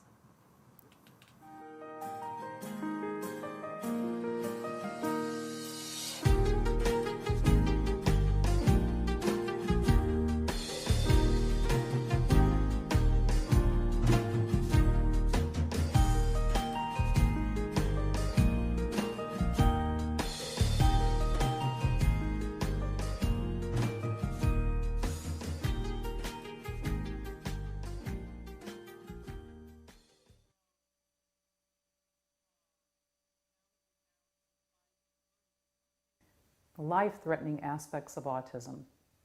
Unfortunately, autism can be a life-threatening condition. There are things that are associated with it that parents need to know about. First of all, there's the risk of seizure. It's heightened in people with autism. There's also the risk of what they call elopement, which means basically running away. Elopement can lead to things like exposure, drowning if they get near bodies of water, and maybe being hit by cars. Being hit by cars is certainly something that seems to be emerging as a problem in people with autism. So what do? We have to take certain steps to keep them safe to start. That means at home. Let's look around the home first. Where are your points of entry? Barriers, doors, windows, access to bodies of water, gates, fences. You have to look at school, because people with autism can sometimes elope from school or things like that, daycare. So you have to make sure that it is written into their plan, wherever they are, that people are going to be responsible. That may include a tracking device. For some people with autism or Asperger's, a tracking device might be useful. It might help people know where they are, so in case someone has taken them a place that they shouldn't be taken, kind of tricked them. Sometimes you get that happening with your teenagers, or they're just a child that's unable to communicate or speak very well, and you need to know where they are. Consider that. There's a new generation of tracking devices. It can go in their shoe, can go in their jean, maybe in a cell phone. And I would also add that one of the most life-threatening aspects of autism is sadly being bullied, socially excluded, things like that. That's always happening in people with autism spectrum disorder. People bully them, exclude them. The risk of suicide is unfortunately very high. So do not be afraid to probe, ask uncomfortable questions, see what's happening. Even if they don't tell you, you need to ask other people at school what they know, what they've seen. Even though it's an uncomfortable thing, we do need to be aware that this is a very dangerous situation at times. Be very, very vigilant. Stay upbeat, be positive, and realize no one person and no one family can keep a child with autism safe all by themselves. Get the support you need, look around, be vigilant. It's better to take steps you feel that you don't need too soon than too late. Welcome back to Autism Live. Okay, so a lot has happened recently. A couple of weeks ago, we did on the show, I'd gone through all of the disability plans of all of the candidates that were that had made one available online that were running for the Democratic nomination here in the United States. Obviously, that field has changed exponentially. So now it appears, and anything could happen at any moment, but it appears that one of three people will be the president of the United States starting next January, and that will either be, you know, the president, the current president, Trump, or it will be Joe Biden, or it will be Bernie Sanders, and I'm referring to disability plans here. So I just want to recap a little bit because we are a group of people, the greater autism community, and by greater I mean, of course, individuals who are on the autism spectrum, which we're going to be talking more about their voting rights, because if you are a person on the autism spectrum, you very likely have voter rights or should. And if you have a child who is 18 or older on the autism spectrum, they very likely have or should have voting rights. So important that we all vote, right? No matter who you're voting for. Now, it's important to me that we know about a lot of different issues, right? But we all have different issues that we want to know about. So the one that we have in common is that we want to know what plans these folks have for individuals who are on the autism spectrum. We covered this before, and now the field has changed. We should say that the current president does not have policies that are issued outside of what the current policies are, right? And we are seeing those policies as they play out. So that we have access to, and we're seeing day to day what we have access to. But for the other two, they're proposing new things. And so I just want to go back and show you that this is the Bernie Sanders plan. And it is lengthy, double-sided, small print. And it starts with, I'm trying to see, 2.5 pages that he says, right out the gate, using executive action to advance disability rights. And he, point by point, lists a bunch of things that he will use executive action very quickly. The great thing about executive action is that, you know, it doesn't get bogged down in committee, and it doesn't have to get through the Senate. It just, you know, you say, boom. And there are a long list of things here. By the way, on the front page too, he also gives you his key points so that you can see, but it's all here in one place as it relates to education. There are many different categories. There's housing, there's education, there's job opportunities, there's healthcare, there's discrimination and criminalization of disability, which we all need to be very aware of, that more and more people on the autism spectrum are being arrested and don't have the ability, there's a whole category here that's about social justice, don't have the ability or the knowledge or the resources to get support. Obviously, there's education in here. Housing for all. I mean, this is a lengthy, well thought out, eliminate medical debt and predatory lending and veterans, separate categories there. Digital inclusion, immigration with inclusion. This is all just about disabilities. This is Bernie Sanders' plan. Now, Biden's plan is much smaller. Let's remember that Trump's does not exist anywhere definitively. It's just a living, breathing thing, right? But Joe Biden's folks decided that they would do this in a smaller way, and they have their plans. Their disability plan is often segmented off into other plans. So, for instance, they have the plan on education, which is just the plan on education. Then you go to that, and then there is a segment of it that talks about, you know, for individuals with disabilities. Same thing with, you know, for older people, for long-term care, for health care, justice, they're all segmented off. And so there's very little here that's just, I have this policy for disabilities. And I want to say to the Biden camp, this is not going to work. We need for you to get closer to this if you want us Like we need to be lobbying because this is somebody who may be president. We need to be lobbying and saying, hey, you got the support of Pete Buttigieg. So like when we went through this, I said the two people who have the best plans, that I love Mayor Pete and that I loved Bernie Sanders. They both had things that I liked. And if I could marry the two together, it would make me really happy. So I'm saying to the people in the Biden camp, all you have to do is look to the Pete people and say, hey, who the people that you had working on this, can we have them work on this? I'm just saying, right? Because I don't know who's going to be president. I don't even know who I'm going to vote for at this point in time. But let's get somebody who has really all of this. Let's get it together, fellas. That's what I'm saying. Because if we don't lobby for this, who will? Right? And what I have learned over the years is that the autism community is this ginormous, and I started to talk about the greater autism community because first of all, individuals on the spectrum, and they can and should vote, and they have a say in all of this, right? And we want to be listening to them. So all of the self-advocates that are out there, first and foremost, we want to know, what do you want in the plan, right? But then there is the greater autism community, which is all of the people who care about individuals on the autism spectrum.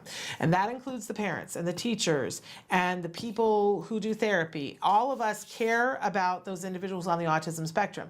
When you put all of us together, we are a voting bloc that is seriously fierce and that has the ability to move mountains if we speak in a voice together. Now, we don't agree on all things, right? There are self-advocates who are watching that are not a fan of me, right? And I'm okay with that. Let's agree to disagree on a whole bunch of stuff, but I think there's a bunch of stuff we could agree on, like healthcare, like jobs, and like social justice. I 100% think that we could agree on that. And then we turn our megaphone, it's like the Horton Hears a Who, right? If the whole community went, hey, I think we could be heard and make a real difference here.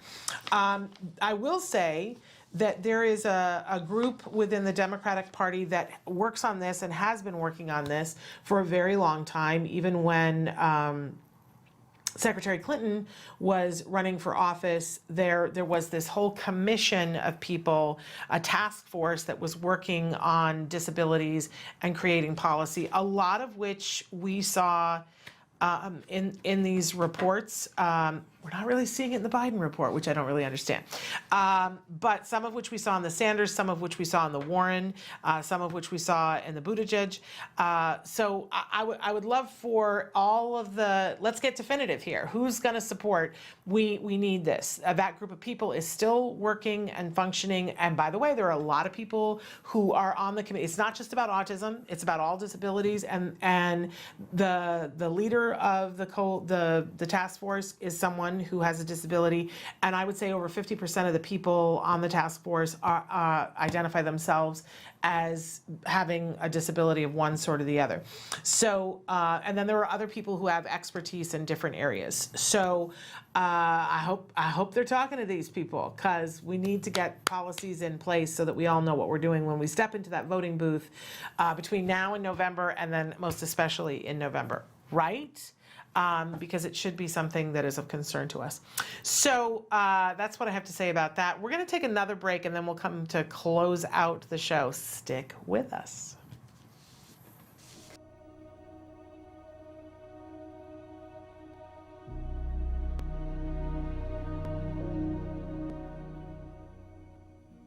Hello, fellow activists. Last week, we talked about the first step to empowerment.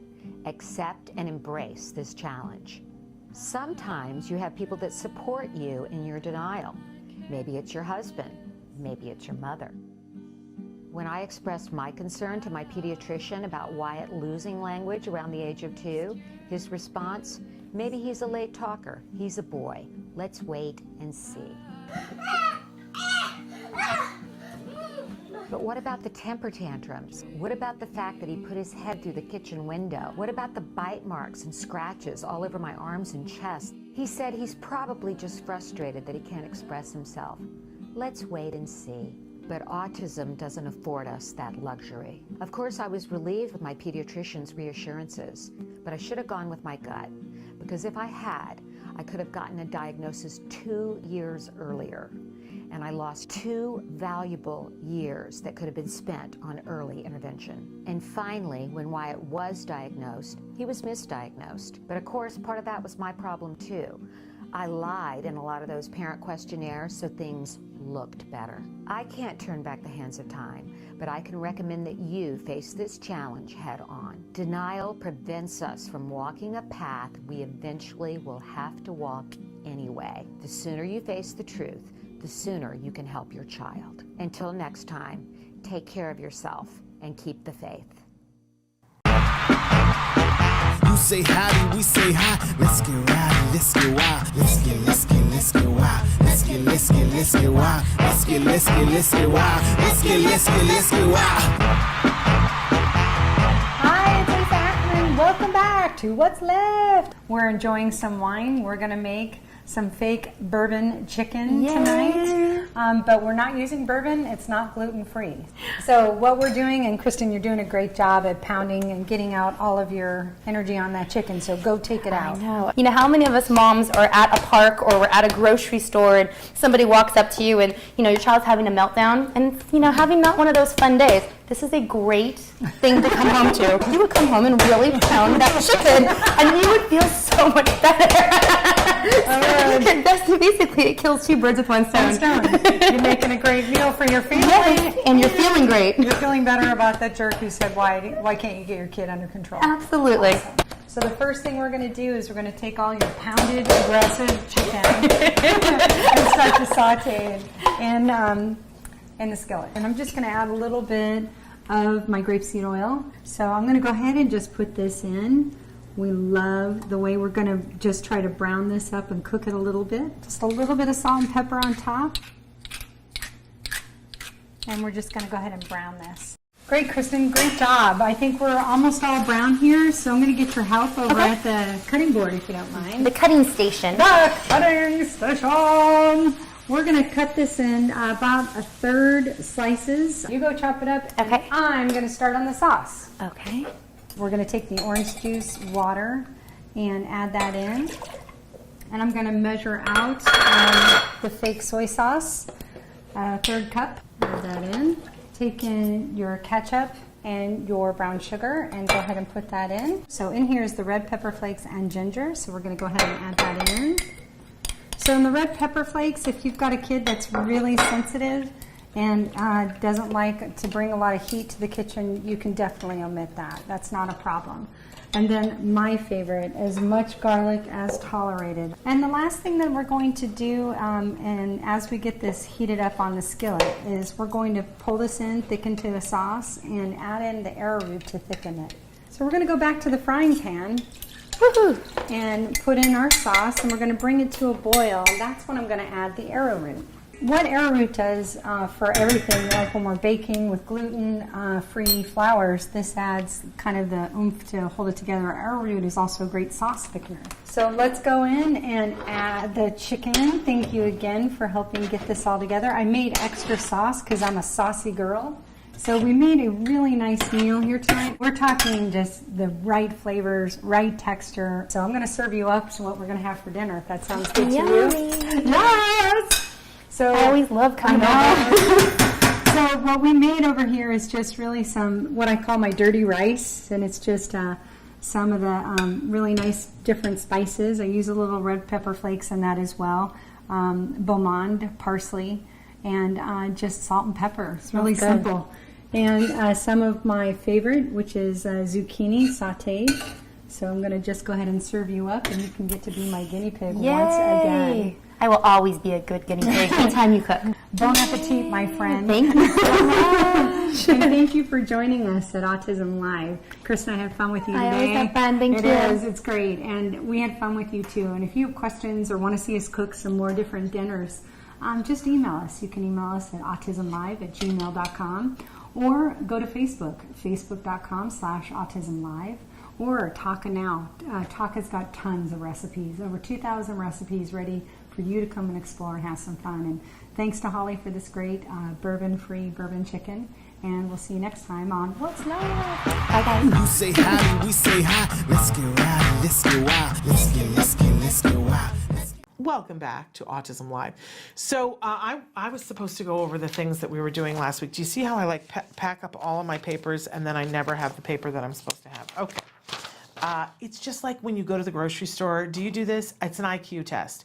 But you take your bags with you to the grocery store, and the first thing that I do is I put my purse in the little part where kids usually sit, and then I put my bags in the bottom of the cart, and then I proceed to put all of the groceries on top of the bags and pile them on top of my purse. So then when I get to the checkout, we have to dig the bags out from underneath the stuff so that we can bag the stuff, and I have to dig my purse out. And I always say this is an IQ test, and I fail every single time. The other day I did this at Trader Joe's, and while I was digging my purse out, a bottle of garlic olive oil went, over the edge, shall we say, and so now my shoes, everything, my shoes smell like garlic olive oil. I guess there are worse things, but it's an IQ test. And same thing here, where it's just like there's one piece of paper you have to have at the end of the show, and I always pack it up before the end of the show. Not winning the IQ test. Here we go. It's an executive function thing. Okay, so on the show next week, on Monday, we've got Bonnie Yates is going to be with us discussing your rights, and it's IEP season, so she's got a big show planned for you guys. On Tuesday, we have a best of. I know you're going to love it. On Wednesday, we have Dr. Doreen Grampiche, who's going to be with us answering your questions live. On Thursday, we have the folks from Clarify. They've been on the show before. This is a saliva test for autism that I think you're going to be really excited about. So they're going to be with us on Thursday talking about that. And then next week's Let's Talk Autism with Shannon and Nancy, we have Yadira Calderon, who's going to be talking about her wonderful, wonderful daughter, who just competed in a really cool skating contest. And we're also going to have Denise Voigt with us. So that will be a great show. We're looking forward to it. And Nancy should be back, and she'll tell us all about her trip to Meristem and what she thought of it. So, Traven, I have no idea. How much time have I got left? Anything I can talk about?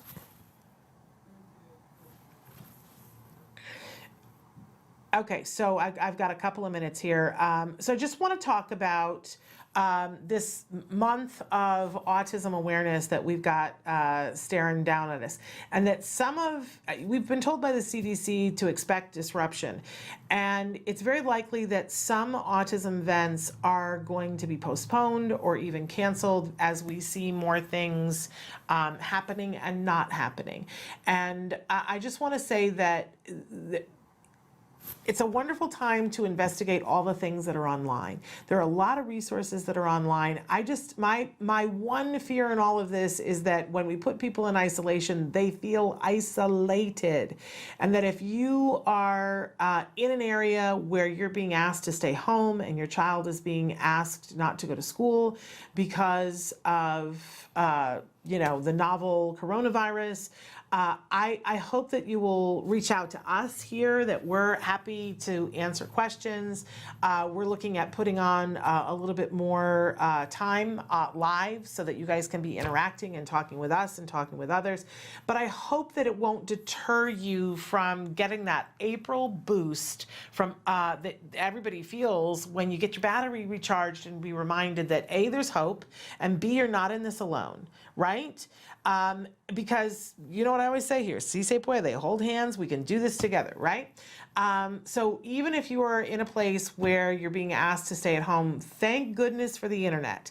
And I hope that you will reach out with us here and to all the other support groups that there are. And I think you'll see that there's going to be an explosion of things on the internet to connect all of us so that none of us feels like we're doing this alone. It already feels that way for autism. We don't need to feel it extra, right?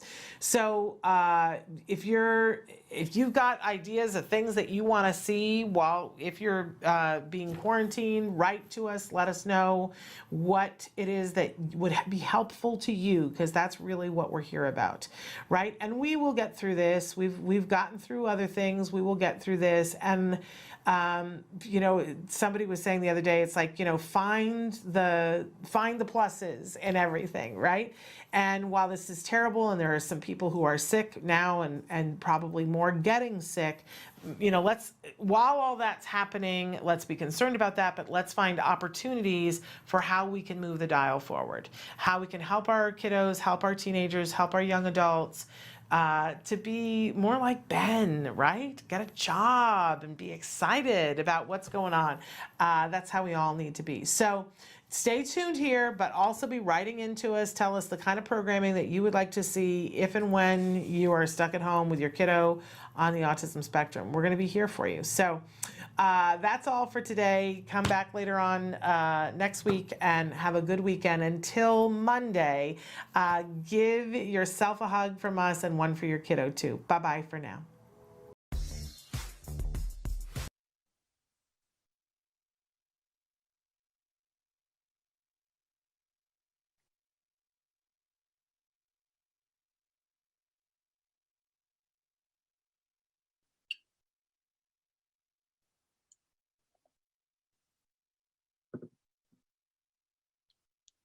The advice and opinions expressed by the host of Autism Live and her guests are meant solely as suggestion and should not be in any way construed as child-specific advice. The Center for Autism and Related Disorders advises working with a board-certified behavior analyst who has experience with autism before starting any intensive behavioral intervention. Any choices you make in determining your child's treatment are completely at your own discretion.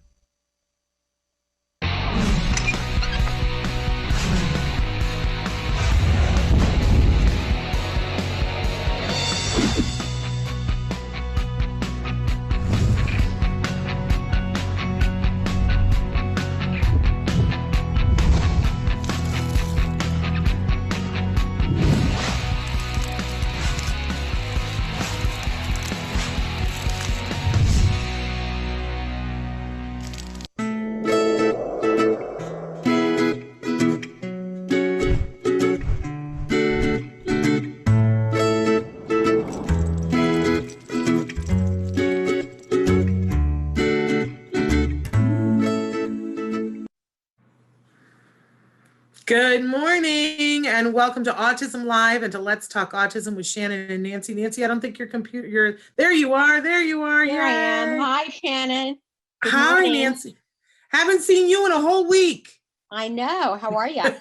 I'm good. How are you? Good. I'm better that you're here. It's so fun to be with you this morning. And I'm excited because we have amazing guests this morning that's going to be I'm very excited. But we'll talk about that in a second. But just, you know, this check-in, because we have a viewer saying, hello, gorgeous people. Hello, gorgeous to you. So we're thrilled because we've got this big day today, Nancy, here at Autism Live, and we're kicking it off this morning with you. And Julie Matthews is going to be joining us in just a second, talking with us about nutrition and being healthy and keeping our kids healthy and setting them up for success. Then later on today on Autism Live, we have our very last in a series. We're doing afternoon shows right now, Nancy, featuring card heroes. These are the people who are still, I know you've got some of them coming to your house, some of these amazing people. And I'll tell you what, I got to be honest with you, this hour in the afternoon that we're spending with these young people has been the thing that I needed so badly because they fill me with hope. These people and how much they love our kids, and to hear them get emotional about how much they're missing our kids. Oh, I don't know about you, Nancy, but when I hear about how people feel privileged to work with our kids, it makes me feel at least 100 pounds lighter than I am. Yes, it does. And there are a lot of those guardians that, you know, really feel like this is their life's work to do this. And you got to love them for that. Absolutely. So it's delightful to have them with us. And Dr. Granpichet is with us during that hour. And today is her birthday. And I just want to say to anybody who watches the show and has ever learned something from Ask Dr. Doreen, or, you know, you've had the pleasure to have had CARD employees work with you or with your kiddo, please spread the love, send in a message either in this show or tune into the 2 o'clock hour when she's here, 2 o'clock Pacific time, and tell her yourself, happy birthday, because to me, she's the original CARD hero, right? She's the CARD hero from which all CARD heroes spring, because it wouldn't have happened without her. She created the place. It was her vision.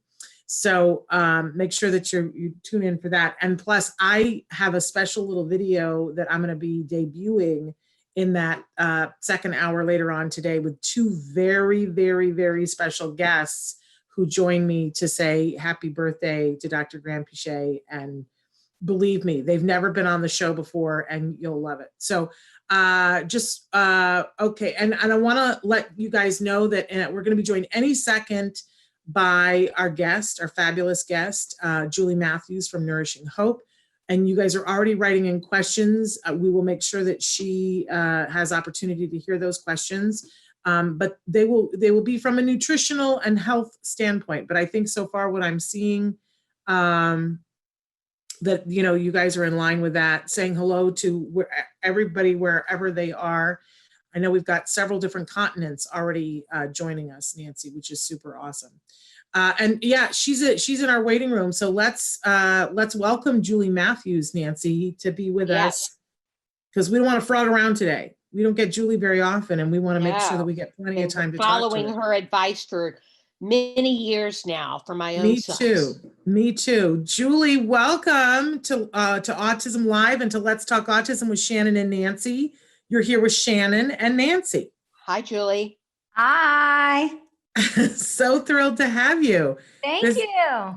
This is so wonderful. We've been talking about this all week. We're so excited that you're here because Nancy and I are big fans of yours. As Nancy just said, you know, she's been following your advice. I've been following your advice. And I think both of us feel like it's really helped us with our kids. Am I right, Nancy? Yes, I feel like Julie's advice has helped me a lot with my own son. So really thrilled to actually meet her today and have a chance for our viewers to ask her questions, because there's a lot to get into here. Thank you. That's so nice to hear. Yeah, and maybe we want to start off by let's hit the highlights here first. That your website, which is Nourishing Hope, is it .com or .org? NourishingHope.com. .com. Okay, and you have a book. Which tell us the name of the book. Nourishing Hope for Autism.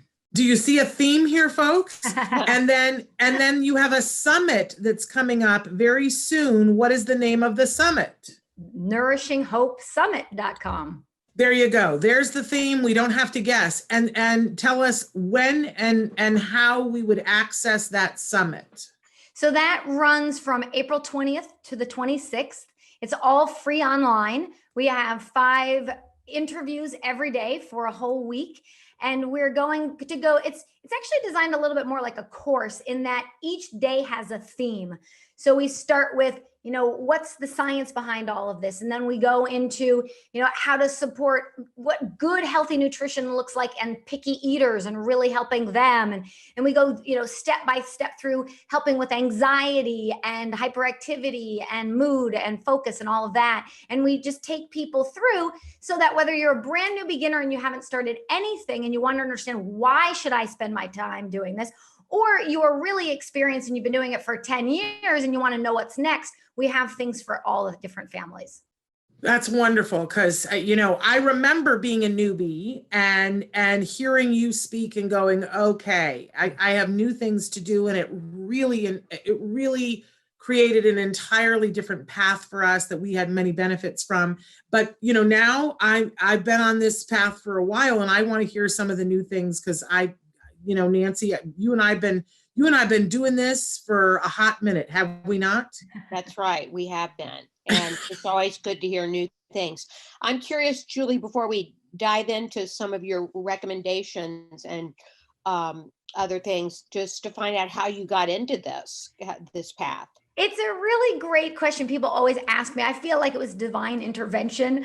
I was in nutrition school and I was studying my first question was, I was actually at a park and there were all these kids and it was like a kids fair and there was like pizza and donuts and all sorts of junk food. And I started to think, is this part of the reason we've got some of the childhood epidemics like ADHD in such high amounts these days? And so I started studying that. I did a big paper on that. And then it was just the first man that I met that I interviewed was Michael Lang. And Michael Lang has since passed away from pancreatic cancer.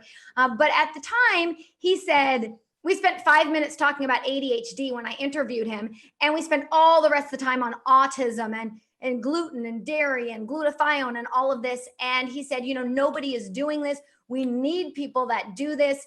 And I just thought, well, I guess this is my new calling in life. And it was mostly because of seeing the kids suffering so much and then having them be told that there's nothing they could do when I knew that there were things that they could do. So that's really how it all started. And after diving into it and helping families and seeing kids feel better and get better, I mean, you can imagine I was committed. So that's how it got started. Great. Amazing. And we've already got people who are writing in and saying that they've already registered for the seminar because they can do it right now, right? If they go to nourishinghope.com. Absolutely. They can go there now. And as we go through the conversation today, I have a special handout that I created actually for our conversation today, but everybody that registers will get this handout we'll talk about, as well as a bunch of other things. So yes, they can go there anytime and sign up.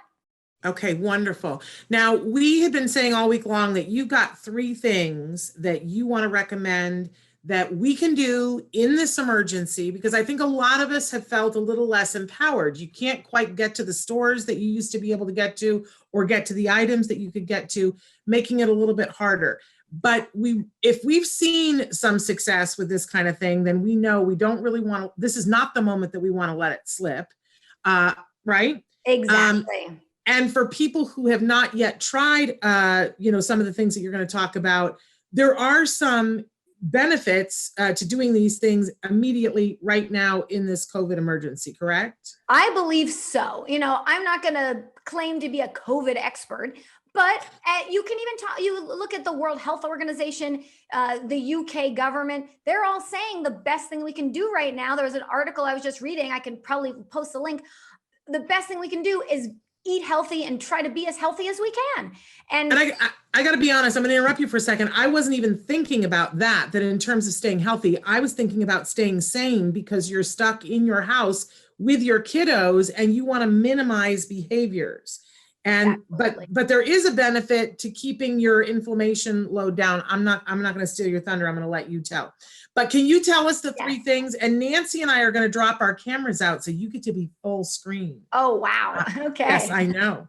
But we're here. We're not going away. So we'll be right here.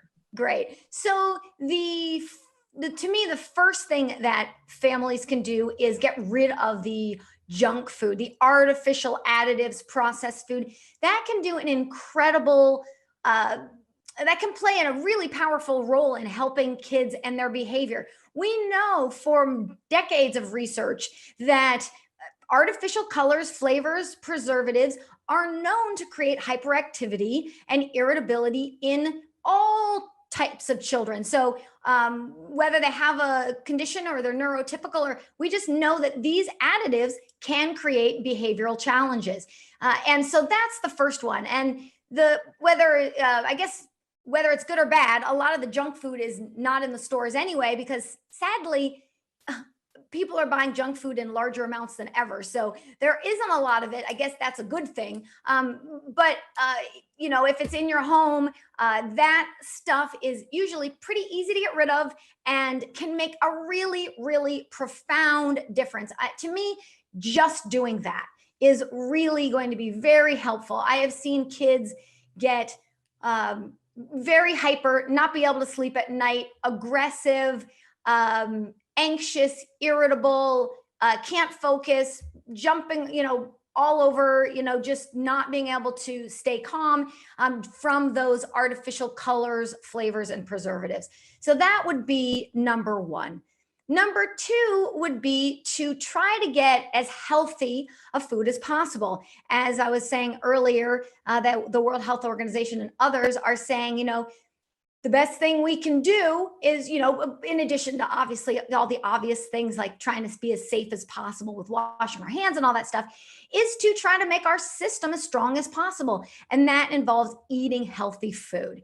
And so vegetables, fruits, whole foods, less processed foods, those kinds of things. And then the third piece of it is, Shannon, you were talking about inflammation. So reducing inflammation as much as we can. So dairy creates a lot of congestion, a lot of inflammation. Gluten can create a lot of inflammation in the gut. So as we go through, we can talk a bit more about gluten and dairy. And that's one of the things I wanted to talk as we go on here. I created a handout of ideas for people that have 3 ingredients or less. So healthy food you can do for your family right now with staples you most likely have in your kitchen at this point in time, or you should be fairly easy to get them at the grocery store that are going to be healthy and support your system. And they all happen to be gluten-free and dairy-free. So whether you want to try a gluten-free and dairy-free diet now, or just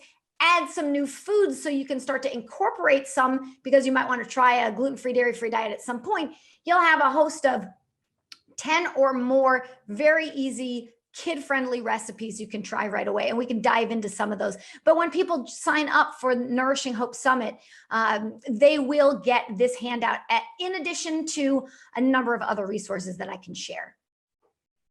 Spectacular. Julie, let's talk about the gluten-free, dairy-free diet for a minute, because it is highly recommended in autism circles. A lot of parents do adopt that diet, but a lot of parents think it's too difficult to do. What do you say to that for those that say it's too difficult? Yes. Well, it's like, I want to first acknowledge it is challenging at the beginning. When you're first getting started, it's a big learning curve. And so you have to figure out all the things that might have that in there. And then you have to get your child to eat them, which when you have a child with autism is not an easy task always. So I understand where people are coming from. But once you get the kind of the foundations of it in place, it is no more difficult than any diet. Instead of this bread, you use this bread, or instead of this snack food, you use this other snack food. And so once you get going and you find a few staples your child will like, then it's really no more difficult than any other diet. And as they feel better and they're more calm, they're more focused, your family is more, happy and calm, and you just have more space to do any little extra that you might need in order to get the diet, just to continue to maintain the diet. So I really have found that when I talk to parents, it's really only the beginning. So taking baby steps, maybe, starting with maybe these 10 or 11 or 12 recipes I'm suggesting at first, get them on hand.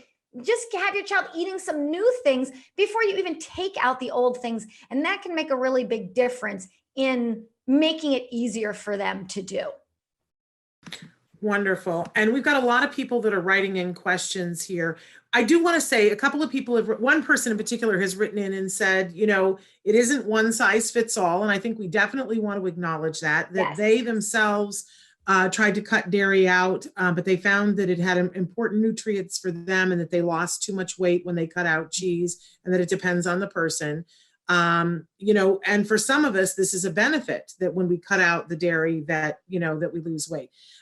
So I just want to acknowledge that it's not a one size fits all, but many of us found that when, and there's lots of conflicting research about this, right? Mm-hmm. About the gluten-free, casein-free diet, because a lot of people will tell you that, it hasn't been found to be effective.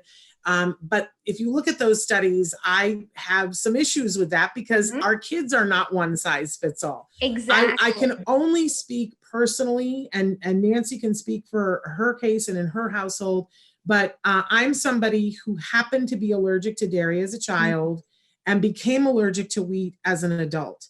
And then I had a child, and I had a child who was speaking and stopped speaking. Mm. And somebody said to me, well, maybe you should try to remove gluten. And because I was allergic to wheat, I didn't know what that was. I didn't know what, never heard that phrase before, didn't know what it was. As they were explaining and they were saying, oh, it's a wheat protein. I was like, wheat? Oh, I'm allergic to wheat. And then it was a week later that we found out about the dairy protein casein. And my son had an almost immediate beneficial reaction to a gluten-free, casein-free diet. And now he's 16, and every once in a while we'll do a challenge, and we have found that his body does not like it. And so we get a huge benefit. And I will be honest with you that my son went from having no language, that when we took out gluten and dairy, he started adding 5 words a day. That is not going to be everybody's experience. I want to be 100% honest here, but that is why I am so adamant about people should at least try it. Right. Because one of the benefits, Shannon, I don't know if you also had behavioral benefits in addition to language. Oh, yes. Yeah. Yeah.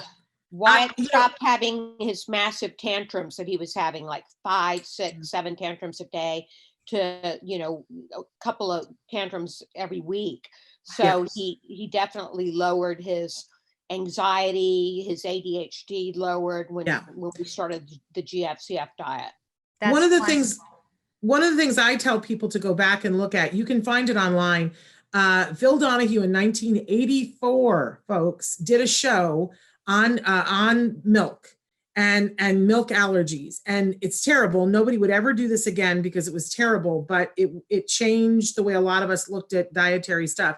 He had kids that were there who had been off of dairy for a while, and during a commercial break, they all drank milk. And by the end of the show, you could see how these kids were, and it was horrifying. Wow. Because for a kiddo who has a milk reaction, behavior, and it's almost instant.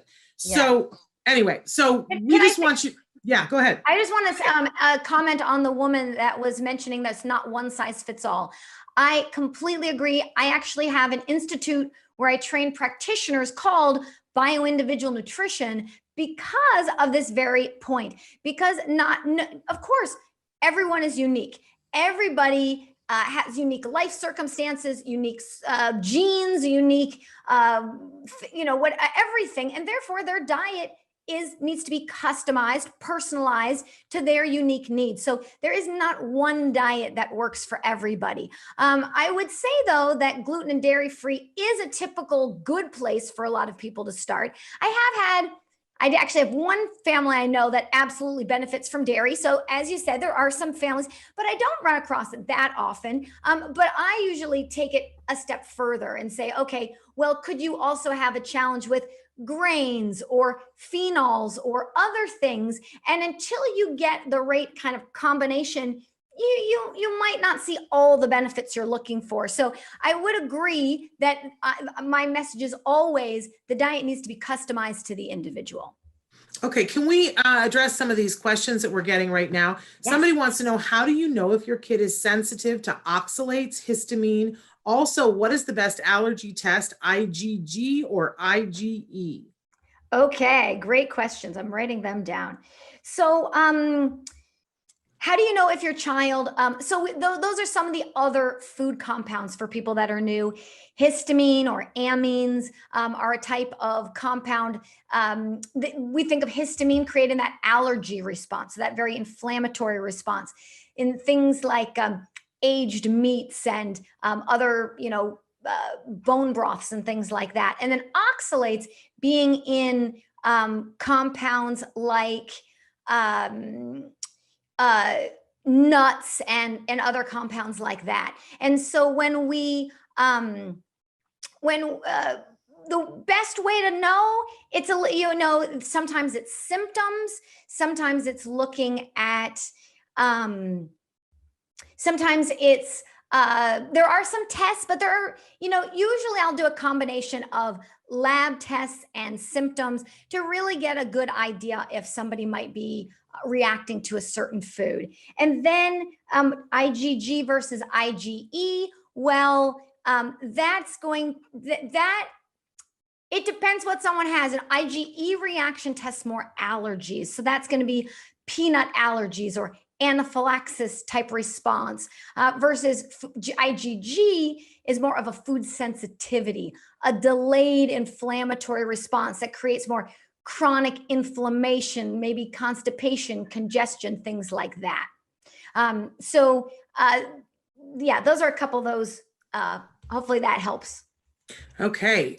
Nikki wants to know about refusals. She says that her son refuses to try anything new, that he had no language until 10 years old, and with lots of help, he is verbal, now 22 years old, but he is refusing new foods and is living on a very limited diet.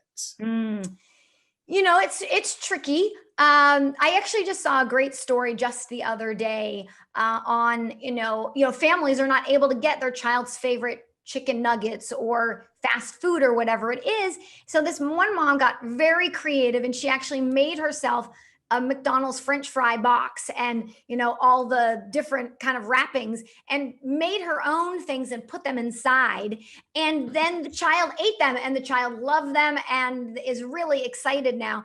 Now, that doesn't work for all kids, but is it brand specific? Is there a way that you could do something creative like that? Is it a matter of what is it in that food that they particularly like? Is it that it's more salty than the food you make at home? Maybe you can add more salt to it. Is it that they have MSG or other things that stimulate your brain and tell you this tastes good? You're probably not going to be able to mimic that too well, and you probably don't want to, because glutamate excites the brain, creates a lot of hyperactivity and an inability to calm one's self back down. So I would kind of look at what are the foods they like. Can you mimic that texture with something else? Let's say they like potato chips. Can you start making carrot chips or something else where just little by little you can take baby steps to expand their diet out? Yeah, I'm going to say this, and then I'm going to be very unpopular. And Nancy, you can chime in here too, that I think that we as parents get into routines, and we never want to shake our kids up too far. But the story that I always go back to is the mom who insisted and told me that, she had a child who would only eat one thing and only that thing ever. And then they went on vacation, and they were, someplace where there was a hurricane, and for 3 days they couldn't get access to that thing. And there was not even a question of it. They just couldn't get access. And her kid ate vegetables and ate all the other things. And she said, I don't understand. It was like a magic trick. We get a hurricane and he eats other things. And I don't think that it's one size fits all ever. It did remind me that part of it is, we put things in the house, and those are comfort things for us to give them, because food is love. Mm-hmm. Let's admit it. And it's the way that we show love to them. But if that thing isn't there, then it makes it infinitely easier. And we are in a circumstance right now where you can't necessarily get your hands on everything, and how, your kids might be experiencing some anxiety over that, but, are you able to get them to eat other things? I don't know, just throwing that out there. I like to be unpopular. No, that's a great story to hear, because that is, I think it helps other people.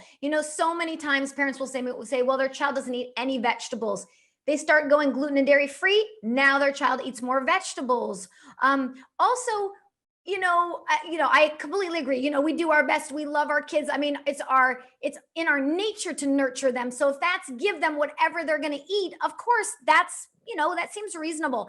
But I bet you in part, this mom, she couldn't get it. So, because there's a little part in our brain, this is a story I like to tell about my husband. He's like a really crazy picky eater. Before we met, he ate like 10 foods. So I mean that with all sincerity. So when our baby was like 6 months old, maybe 8 months, whatever, I was on a call and I couldn't feed our daughter. So I said, okay, I made these fresh peas. I ground them up, feed these to her. Well, he didn't like peas. So I got done with the call and I said, how did it go? Did she eat the peas? And he said, nope, she would not eat those peas. And I said, what was wrong? Did they not taste good? Taste them. What do they taste like? He wouldn't. It turns out he didn't taste them because he thought they were gross. So he tried to feed them to her. She wouldn't eat them because she sensed on some level, there's a danger here. This adult is not feeling comfortable. So there's a way that if we have, that the more resolve and certainty and confidence we have with what we're feeding our child, it does, I believe, it does translate to how accepting. And maybe in this mom's case, she was just like, oh my gosh, I can't get that food. So I've got to move forward with what we have. I don't know, maybe that translated to somehow for that child. And this mom has written in a little bit more information. She said the diet he has is a variety of textures. So textures are okay, but he refuses new foods. And she's asking a very real question, and I really want to honor it, about what do you do if the food that's preferred isn't available and then he refuses to eat anything? Because the one thing that we don't ever want is a child who's failing to thrive or starving. No one wants that. Absolutely. And I am always of, there's this rumor out there or whatever that I really dislike, which is that don't worry, eventually your kid will eat, they won't starve. Well, that's not always true in autism. They might not eat. And I mean, I don't want to put more fear. I mean, I'm all about nourishing hope, clearly. But I want to acknowledge this mother. As you said, there is a real fear and concern. And if a family, if that's all their child would eat, you do the best that you can do. What this mother's saying and what a lot of parents are telling me now is, but I can't get that food. So now what do you do? Now you have to do something if that food isn't available. And so that's why in the handout that I have when you register for the summit at nourishinghopesummit.com is if you can't get your chicken nuggets, try these gluten-free chicken nuggets. Every single recipe is 3 ingredients or less. So in this case, it's chicken, eggs, and any kind of gluten-free breading. Gluten-free flour, gluten-free crackers, ground up, anything you can find. And most people can find chicken and eggs and some sort of rice flour or something. So that's one example. So I would say, if you can't find your favorite, I would say try to do your best with trying to create something as similar to what they like now as possible. Yeah, wonderful. And Nancy, I'm not really letting you have a word in edgewise here, but there was a question asked early on about, can you talk a little bit about seizures? And I think that there is a nutritional component to this we're learning, correct? Well, there could be some diets that could help. So, I don't think diets cause seizures, but for, I would say many decades, I'd say 70 years or more, I believe, we have known that the ketogenic diet has been used for intractable seizures. So we do know that's one thing. There's certain people that they can't cleanly burn glucose, and for whatever reason, that creates seizures for them. And if they eat a diet very high in fat and they're able to turn into fat burning instead of sugar burning, that does either resolve or improve their seizures. Now, again, everybody's unique. That one dietary approach does not work for everybody with seizures. I'm not one to say, what somebody should do definitively with a medical problem, but for people that are asking, there can be a biochemical component to these. So then the question is, well, what might be underlying it? And for some people, it might be that inability to break or to use sugars properly. For other people, it might be something else. There's a number of different clients I've had that have found different approaches to be helpful. So I would say in that case, it's tricky. Again, it's a medical issue. If you can get on a telemedicine call with hopefully your functional medicine or biomedical doctor and, kind of see which direction might be the best for you to go. Is it grain-free? Is it ketogenic? What might it be for that person? Nancy, we've had success with the keto diet. My son had seizures and we put him on the keto diet. What do you think in general about the ketogenic diet? There's a lot of controversy about it. There is. I love looking up the research on these things. In fact, we should at some point maybe talk about the research on GFCF because Shannon was saying, there's a lot of questions. There's tons of research on the GFCF, in fact, including a study that I was part of. So I'd love to talk about that. But for now, let's talk about ketogenic.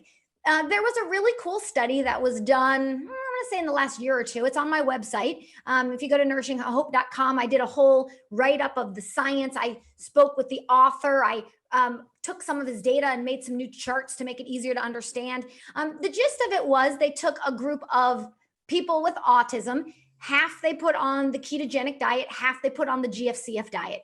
They both did well. They both improved. Different ones might have improved a little more on this diet. Other symptoms might have improved a little more on this diet. But they said kind of overall, the ketogenic diet might have even done a little bit better. Now, 30% of the people dropped out of the ketogenic diet because it's challenging. So my goal is always, well, what diet is doable and effective? So I like to start with the easiest, most simple things first, like a GFCF diet. If that doesn't work, maybe somebody will work their way up. But in this case, both diets were quite effective, and including the ketogenic diet. Now, it wasn't for seizures per se, but it was for people with autism. Okay, Wow. great. Interesting. Okay, so let's talk a little bit about the GFCF research, because you know, it depends on who you're talking to. There are lots of, and I'll put my camera back on so you can see me talking. If you talk to people, some people in the world of ABA, they will tell you, oh, you know, there's no study showing that it does anything. But if you talk to anybody in the biomedical world, they're like, what are you talking about? There's 150 studies. and so it's very interesting to me who's looking at what study. Yeah. I just look at the study in my living room and I go, okay, I'm done. Exactly. But I am interested in hearing about the studies that are there. What do you have to say, Julie? Yes, so there are lots of studies. There are studies looking at the opioids in the urine. So gluten and dairy, if they're not broken down properly by digestion, they can create these proteins that can leak into the bloodstream, and they can create they can fit in the opiate receptor like morphine does or heroin does, and they can create a lot of addictions to those foods and a lot of cognitive challenges, behavioral challenges, all sorts of things. There are a number of studies on that. Now, there are a couple studies saying, oh, well, that opiate thing, we can't replicate that. Well, there was another study that came out that said, well, in order to replicate it, you have to properly process that urine you're sending to the lab. It has to be, I think, kept really cold or something, or those compounds will degrade. So, you know, the studies that show they didn't find that, I'm wondering, could it have been that? Because there are a number of studies showing that for people with autism, they do have these opioid compounds specifically related to gluten and dairy in their urine in higher amounts. And we know in other studies that they can cross the blood-brain barrier and they can get in the opiate receptor. So that's one. We also know that people with issues with gluten and casein that have autism improve digestively. Their digestive symptoms improve when they're on a gluten and casein-free diet. There are studies that show that gluten and casein can be inflammatory for the digestive system. And a study that I was part of was published 2 years ago now. It was with Dr. Jim Adams, who is the lead, who is an amazing researcher and a father of an adult daughter with autism. I consider him a mentor. And we did a study looking at the gluten casein-free diet along with 5 other nutrition interventions, a multivitamin mineral formula, essential fatty acid, and so on. And we found 4.5 times the developmental age improvement. So, almost 7-point increase in IQ, and improvements in autism symptoms, anxiety, depression, irritability, the sociability, the list goes on and on. And so for that, what do I want to say about that? The developmental age. So, you know, it was a 1-year study, and you'd expect a neurotypical child to develop 1 year in 1 year. And you'd expect a delayed, you know, somewhat a developmental delay to develop less. So that seems normal. They developed the control group developed 4 months in the 12-month period. The group that got the interventions developed 18 months in that 12-month period. They developed 4.5 times as fast and started catching up to their peers in that they were beyond what you would expect developmentally in 12 months. So those are just some of the results from the combination of this these approaches. Somebody wants you to speak about the supplement study, the study you did with supplements. Yes. So the supplements was part. So the supplements was part of that study. So we looked at a multivitamin mineral formula, essential fatty acid blend, digestive enzymes, carnitine, and Epsom salt baths. So people would soak in those. Parents found now the multivitamin mineral formula was added first, and each thing was layered month after month. So the parents found the biggest benefit they felt with the multivitamin mineral formula. I am always curious, if we mixed those and moved them around, would they always get the best benefit with the first thing that we did, or is it specifically that multivitamin? I do think a multivitamin mineral formula is very effective. Dr. Adams did a number of studies before this with this very multivitamin mineral formula, first taking the kids and just doing a nutritional workup on them, and then adding the supplement in. And he found improvements in the nutritional markers and the nutritional values and the markers associated with improved methylation and sulfation and things like that. So there are a number of studies looking at supplements. Okay, but is this a point when we're talking about multivitamins where we should touch a little bit on the MTHFR? Because I know some people run out and get a multivitamin, and it can actually be a multivitamin that has an ingredient that, come to find out 2 years down the road, their kid has tested positive for the MTHFR, and that's not the right multivitamin for them. Do you want to talk at all about that? Sure. So MTHFR is a gene that helps us to convert folate into the active form, this methylfolate that we need. We know a lot of people with autism have problems with methylation. In fact, a study done by Dr. Jill James showed that actually, there were a couple studies. She's done many studies. But one of the studies that was done was looking at these methylation markers. They looked at these very specific markers in total, and found that when these collection of methylation markers were looked at, it had an 80-some% accuracy in determining autism. So they were almost, we see in autism, it's all subjective. Do you have these symptoms? We look for them, we mark them down. Are they severe enough? This was the first kind of quantitative thing saying we can almost predict autism based on these markers. Again, it's not diagnostic at this point, but it was so accurate. They thought, we're really onto something. These kids really have this methylation issue. And one of the methylation, important genes for methylation is MTHFR. And so we need to be able to convert the folate that comes in the form of folic acid that's fortified in our grains, that comes in a lot of multivitamin formulas, to the active form of methylfolate. And if we don't have proper MTHFR functioning, then we can't make that conversion. And without that, all of methylation can suffer. Also, like I said, they often have multiple methylation genes, so that can compound the challenge as well. And so getting good forms of folate in your food and getting a proper form of folate in your supplements, a folinic acid or a methylfolate, depending on who you are, can make a really important difference. Julie, you have a 2-minute clip that you gave us, but I don't know, we have more questions too. I don't know how much of it you've already covered than the clip. Should we show the clip? Should we keep with the questions? What do you think? What would you like to do? And we've got time to do both. It doesn't matter to me. I've never, you can ask my husband, I hate videos. But it's totally, and so I never even really watch most of my video clips. So, we could go. Well, let's give you a break. Let's give you a break. You rest for a second. It's only 2 minutes long. Okay, let's take a look at the clip. Then we're going to come back and ask some more questions. Okay. So take a look, you guys. This is Julie Matthews, Nourishing Hope. Register for that webinar right now.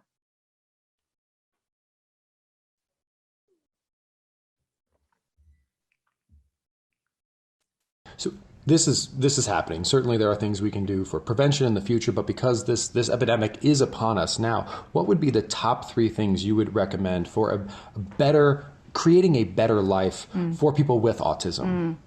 I would look at diet number one, and I would start with something simple that everyone can do, which is take out artificial ingredients. Artificial colors, flavors, preservatives, MSG, all of that. It's a really easy way, but we can see dramatic improvement with our children with ADHD or autism or any of them. And then looking at taking out the inflammatory foods. For children with autism, it's often gluten and dairy. Can be very inflammatory. That creates an inability to digest them, and they actually end up with opiates like morphine or heroin that are floating around that can fit in the opiate receptor and trigger a very similar brain chemical response. So getting out the inflammatory foods or the foods that are causing neurological challenges, and then adding good healthy nutrition in, because a lot of them have underlying, let's say, methylation issues or things that require good folate. So just even simple things like getting good vegetables into your kids. I know that can be challenging with autism. Particularly, we know that they are known to be picky eaters, and there's a number of reasons for that. But I really like to encourage parents not to despair and to keep going, because you can get really creative with texture and you can start to make vegetables. I just had a client the other day in this program that I'm doing, and she wrote back, the mom wrote back and said, you know, my child is eating vegetables for the first time. And they're not earth-shattering ideas, but they are creative ideas that I think a lot of parents sometimes get stuck. So if we can just make healthy foods more kid-friendly, then we can start to get them to eat healthier. Well, where can we go to see some examples of that? Because that does seem like a simple thing that we can do right away that can change the lives of our little ones. Absolutely. So they can find more information. My book's called Nourishing Hope for Autism, and I have a website, nourishinghope.com. And there's all sorts of helpful information, recipes, and things to help parents get started. Beautiful. Well, thank you for giving so much hope to so many. I really appreciate it. Thank you. I don't know if I've ever heard the better name of a website in my life, nourishinghope.com, because nourishing our bodies, nourishing our souls, nourishing our children, is there any better way to live better? Thank you for your courage to nourish yourself, to nourish your little ones, to nourish the world, and to continue on this journey. Wonderful. And so for people who have joined us late, you're getting ready to have this ginormous summit. Tell us again when it is and what the details are so that they can start to register. Yes, so it's nourishinghopasummit.com, and it is going to be April 20th through the 26th, and it is going to be free. There's 35 interviews. We have Dr. Adams talking about the study that we were a part of. We have Dr. Martha Herbert talking. She's a pediatric neurologist. We've got from Harvard. We've got all sorts of people talking about how to cook in your kitchen, creative ideas for picky eaters. We've got a whole picky eater section. We've got more advanced diets. We're going to talk about ketogenic diet with an expert, a PhD who started studying ketogenic diet for divers in the Navy who had gotten brain injuries. The list goes on and on. Really exciting topics. So they can go there, register for free. As I was saying, turns out that I guess those 3 tips I guess I was right on point. It's funny that I had the same tips today that I did then, but I guess, they are obviously 3 very important points. But yeah, they can go there and they'll get the handout, 3 ingredient recipes that you can make at home right now that you probably have in your refrigerator or that you can get at the store. On the form there, or on the handout, there's a little short grocery list of, 20 items that are the recipes, carrots, chicken, eggs, kale, just simple things. And most of the grocery stores do have those in stock. So a great way for people to get started with some really healthy things. And as the one thing that from the clip was the kid-friendly component. That is something we only talked a little about today that I think is really important because there was a study done, I briefly mentioned in the clip, on picky eaters. And autism, there are some, not only are they picky eaters, I think, I forget all the stats right now, but they also had 3 or more picky eating behaviors, including two that only existed in the autism group, which was pica, which is eating non-food items, and pocketing food, which is, not swallowing it. So we know they have very specific eating needs and habits. They have sensory issues. So if you're not tasting the food very well, because maybe you're zinc deficient, and you've got texture issues, eating like slimy, like kale is going to be highly offensive. So let's make kale chips, crispy, crunchy, salty.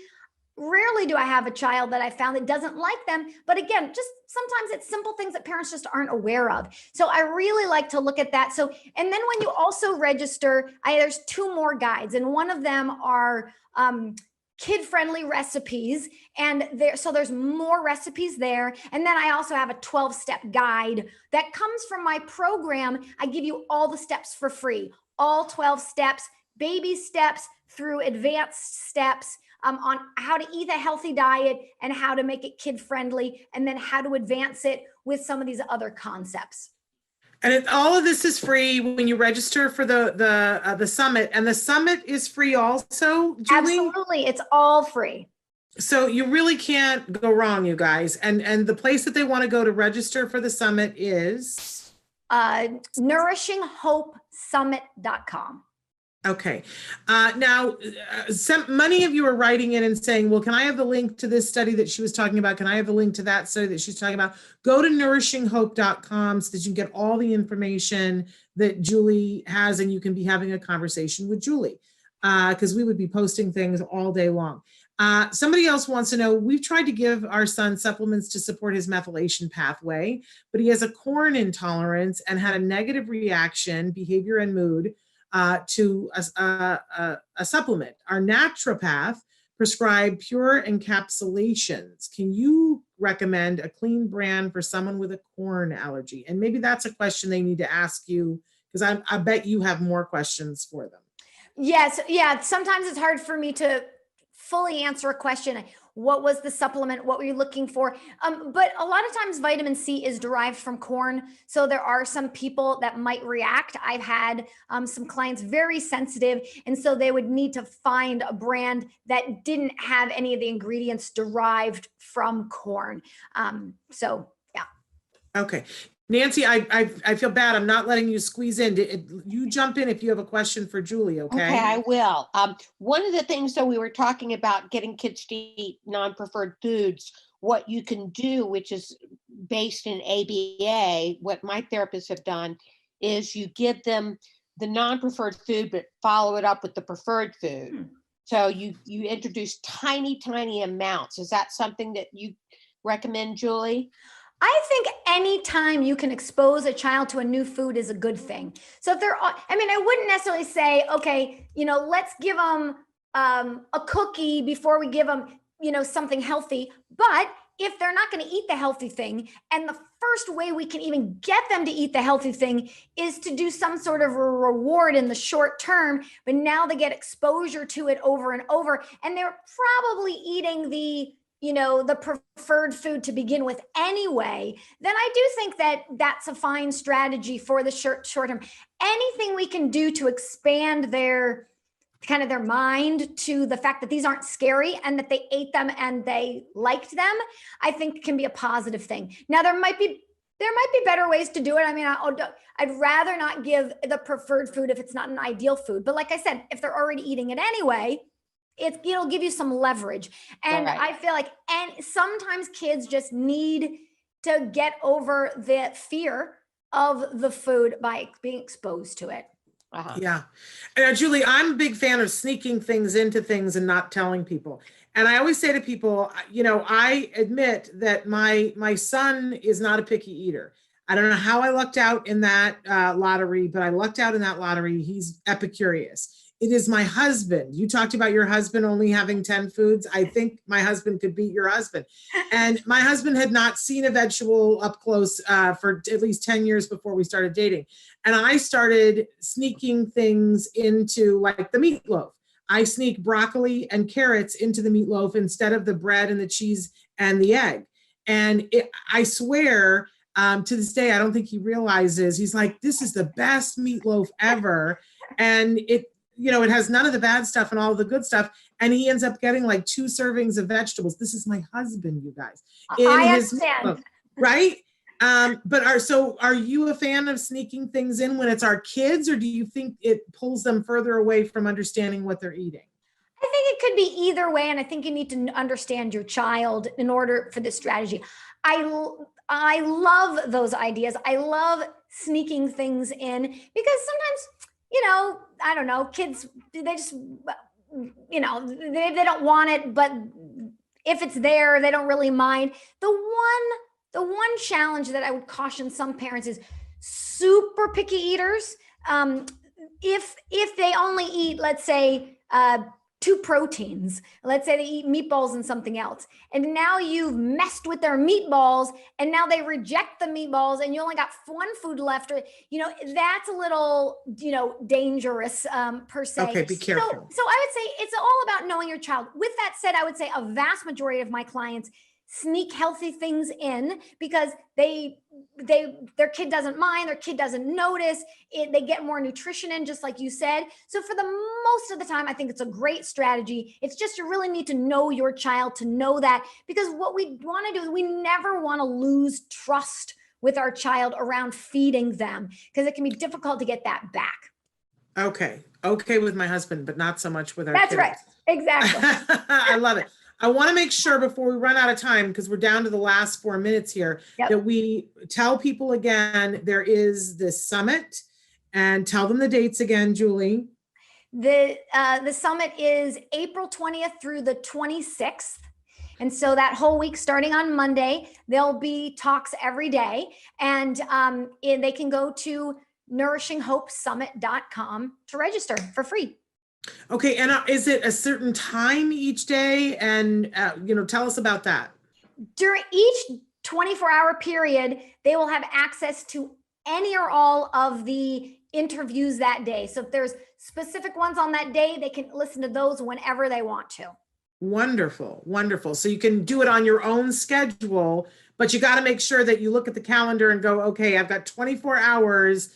I want to see this interview with this person. I've got 24 hours. I'm going to fit it in where I can do it. Exactly. That's very clever, Julie. That's very smart of you. Thanks. I mean, I like to make things as easy for people to be able to make use of them as possible. So I want to make it accessible for people, and also put it in an order that they can wrap their they can make good use of that learning. And if they go to the summit page, nourishinghopesummit.com, they'll see all the days and all the speakers, so they can plan it out ahead of time. If they know they've only got limited time, they can mark their calendar now with the ones they really want to see. And if they say, you know what, I really love these, I can't see them all right now, or whatever it is, there is an opportunity to buy them and then own them for a lifetime. So you can go back to them as many times as you want. And so I wanted to really make it accessible. I know that during this time, people might not have a lot of extra funds. And if they don't, I want to make everything available for them for free. I want parents,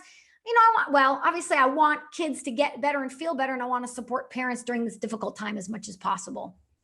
Well, that is awesome. So you have nothing to lose. Go and register. Then you'll get the recipes. You're going to get those 3 handouts, and you'll be registered, and you can see them on your own time within those 24-hour periods. And if you need more, there is more. In fact, if you need more from Julie, Julie has other services too. You take clients on to help with more, entrenched issues, and she is available to do that all through nourishinghope.com. Nancy, we love her, don't we? We do. You're just a wealth of knowledge, Julie. And it's so nice to know that these are simple things you can do to make a difference in your child's life. It's very empowering. Absolutely. That's wonderful. Yes, trying just a simple thing or two. Just start wherever you are and see. Baby steps, little steps, step by step can really make a big difference. You don't have to do it all overnight. You can just start incorporating a few healthy things, the few healthy gluten-free things, and then before you know it, little by little. So I just want to encourage families to, stick with it. Wonderful.